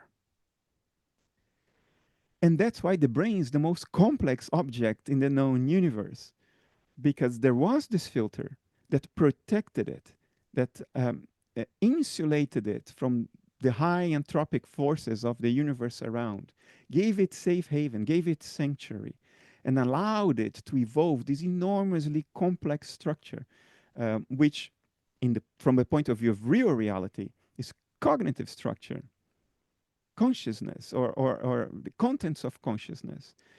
If nature didn't create these filters, didn't create these pockets, these safe havens protected locally from the second law of thermodynamics, perhaps there would not have been self-awareness, there would not have been meta-consciousness, there would not have been higher thought, there may not even have been enlightenment in the sense that we describe it as the awareness of awareness.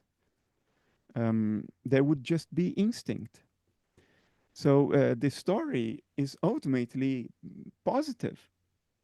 Life are little safe havens where cognitive complexity can grow to degrees that perhaps otherwise would not be possible. Okay. Because of the filters. Yeah, it makes sense. Do you know the rubber hand experiment? Yeah.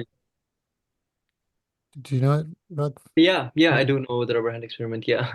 Yeah, from memory, like the immune system stops functioning as well, as strongly in the arm as the person dissociates from it very quickly. It's quite amazing. which has always made me scared to reside in like a less associated. Because I also meditate and do a lot of I am not the body, I am not the mind. I'm like, I wonder what havoc this is playing on my immune system. Yeah. Okay. No, what I tend to say about that is, why are you in a hurry? It's going to happen anyway. Why do you need to speed it up? Me personally, Yeah. well, I just think there's so much neuroticism of defending basically imaginary constructs. So yeah, I mean, I agree with you in principle. Like, Imaginary constructs are the salt of nature. You know, but I they are mean, the like richness of nature. needing to win an argument, or someone didn't reply to my text. Oh, no, that you can Yeah. get rid of, but Yeah. you don't need to dissociate from your body. I mean, Yeah. Ramana Maharshi. Maharshi, yeah, he died of cancer. Well, so did Nisargadatta, so did Nisargadatta, yeah. so many of them, and I do wonder if that contributed. And then they didn't see it as a problem at all. Yeah. They were perfectly fine with it. So yeah, that's an increase in inner entropy. Cancer is a disorganization of metabolism. Is when a part of your body no longer follows the maestro, no longer follows the dirigente. How do I say it in English? The conductor. Conductor. No longer follows the conductor, which is a higher entropy state. That's literally what a higher entropy state But is. conversely, children have very strong immune systems. Presumably, you, before you had your reverse Kundalini, you probably had the typical robust immune system of a child, and you didn't Did I have have a reverse Kundalini? Oh, and I know what you're referring to. Okay, I never described it that way, but I know what you mean. Yeah. Okay. Look, Anyway, we promised one more question. If you have yeah, more to say. look, I don't think that cancer is always the product of enlightenment. That's not what I'm saying. I think cancer can also be a form of internal dissociation. If you dissociate very strongly with a part of yourself, that part of yourself goes its own way. It's not like it's because of some higher entropic influence from the outside. There can be other mechanisms as well. I mean, we could also kind of touch upon like rebirth and stuff. It's like if you don't dissociate, I mean, in Hinduism and Buddhism, Jainism, if you don't dissociate in this lifetime, then you're going to be born again and stuff like that. But I mean, if you have the time, and somebody already asked about rebirth somewhere in the chat, but I don't know what's analytic, idealist perspective on rebirth and stuff. But if you have something and if you have the time, maybe next week or. I don't think personal agency survives death, because personal agency is the actively enforced dissociation. I'll start using actively enforced dissociation now to differentiate it from the sort of vanilla dissociation of IIT. But I think life complexes survive. Why? Because they are memories, and we haven't found any physical correlate of memories. We've looked very hard for it, and there is not a trace. We only have managed to disprove that they have physical correlates. Michael Levin did it. So I think memories do not have physical correlates. So the end of the body does not mean the end of memories, because they are not correlated with the body. And cognitively speaking, it stands to reason that our life memories would remain bound together because of their emotional charge that binds them together. So they would be free-floating life complexes out there in mind at large, and they could be captured by another dissociative process just because they happened to be in the neighborhood when a new dissociative process was forming, and they got captured by the new dissociative boundaries. That could account for the phenomenology of reincarnation without the need for personal agency to survive and go from one body to the other, which would be contradictory with the very notion in Advaita Vedanta that personal agency doesn't really exist. It's a kind of illusion.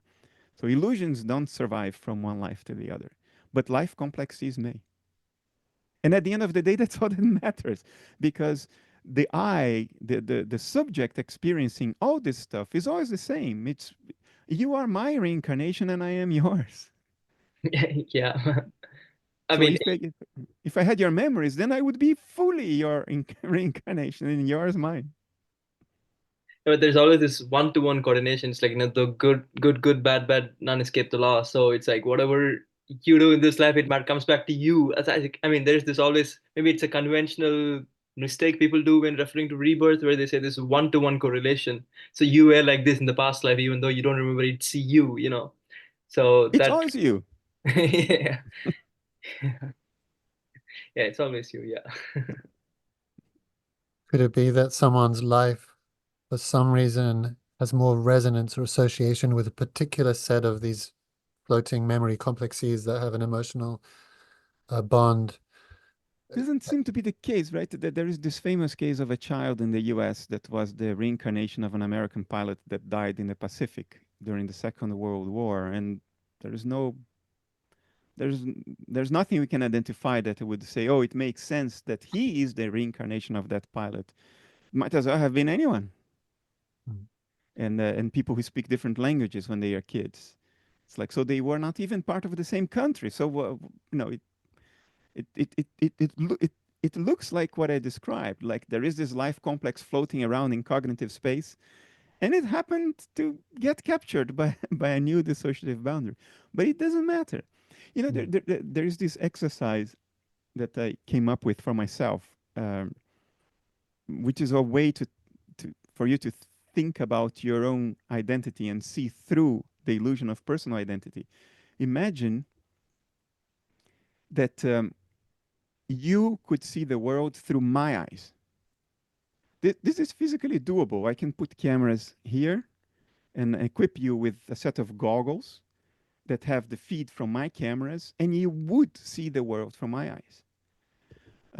Imagine that you could hear the world from my ears. We could do that. We could do that for all sensory modalities. So you could perceive the world from my point of view. You would still know that you are you. You would still be you. You would just perceive the world from my perspective.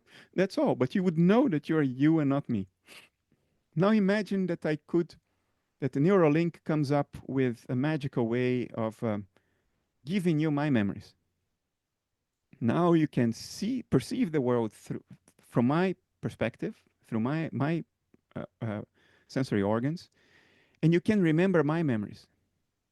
But you would still know that you are you because you have your own memories that are distinct from mine. And you still remember having only your memories before you had mine. So that continuity would still tell you, no, you're you, you're not me. You just happen to be remembering my memories and seeing the world from my eyes. You know you're still you. You're still you. The you was not lost. It's there. It's the same you that was before. Now imagine that Neuralink goes forward in this wonderful technology, and now Neuralink allows you to feel my feelings. You would still know that you're you, because you would know that, oh, these feelings I'm feeling, they don't make sense given my personal history. So they're not mine, they're his. I know it's his feelings. I happen to be feeling them from a first-person perspective, but it's his feelings, not yours. You would know that. Now you can think my thoughts.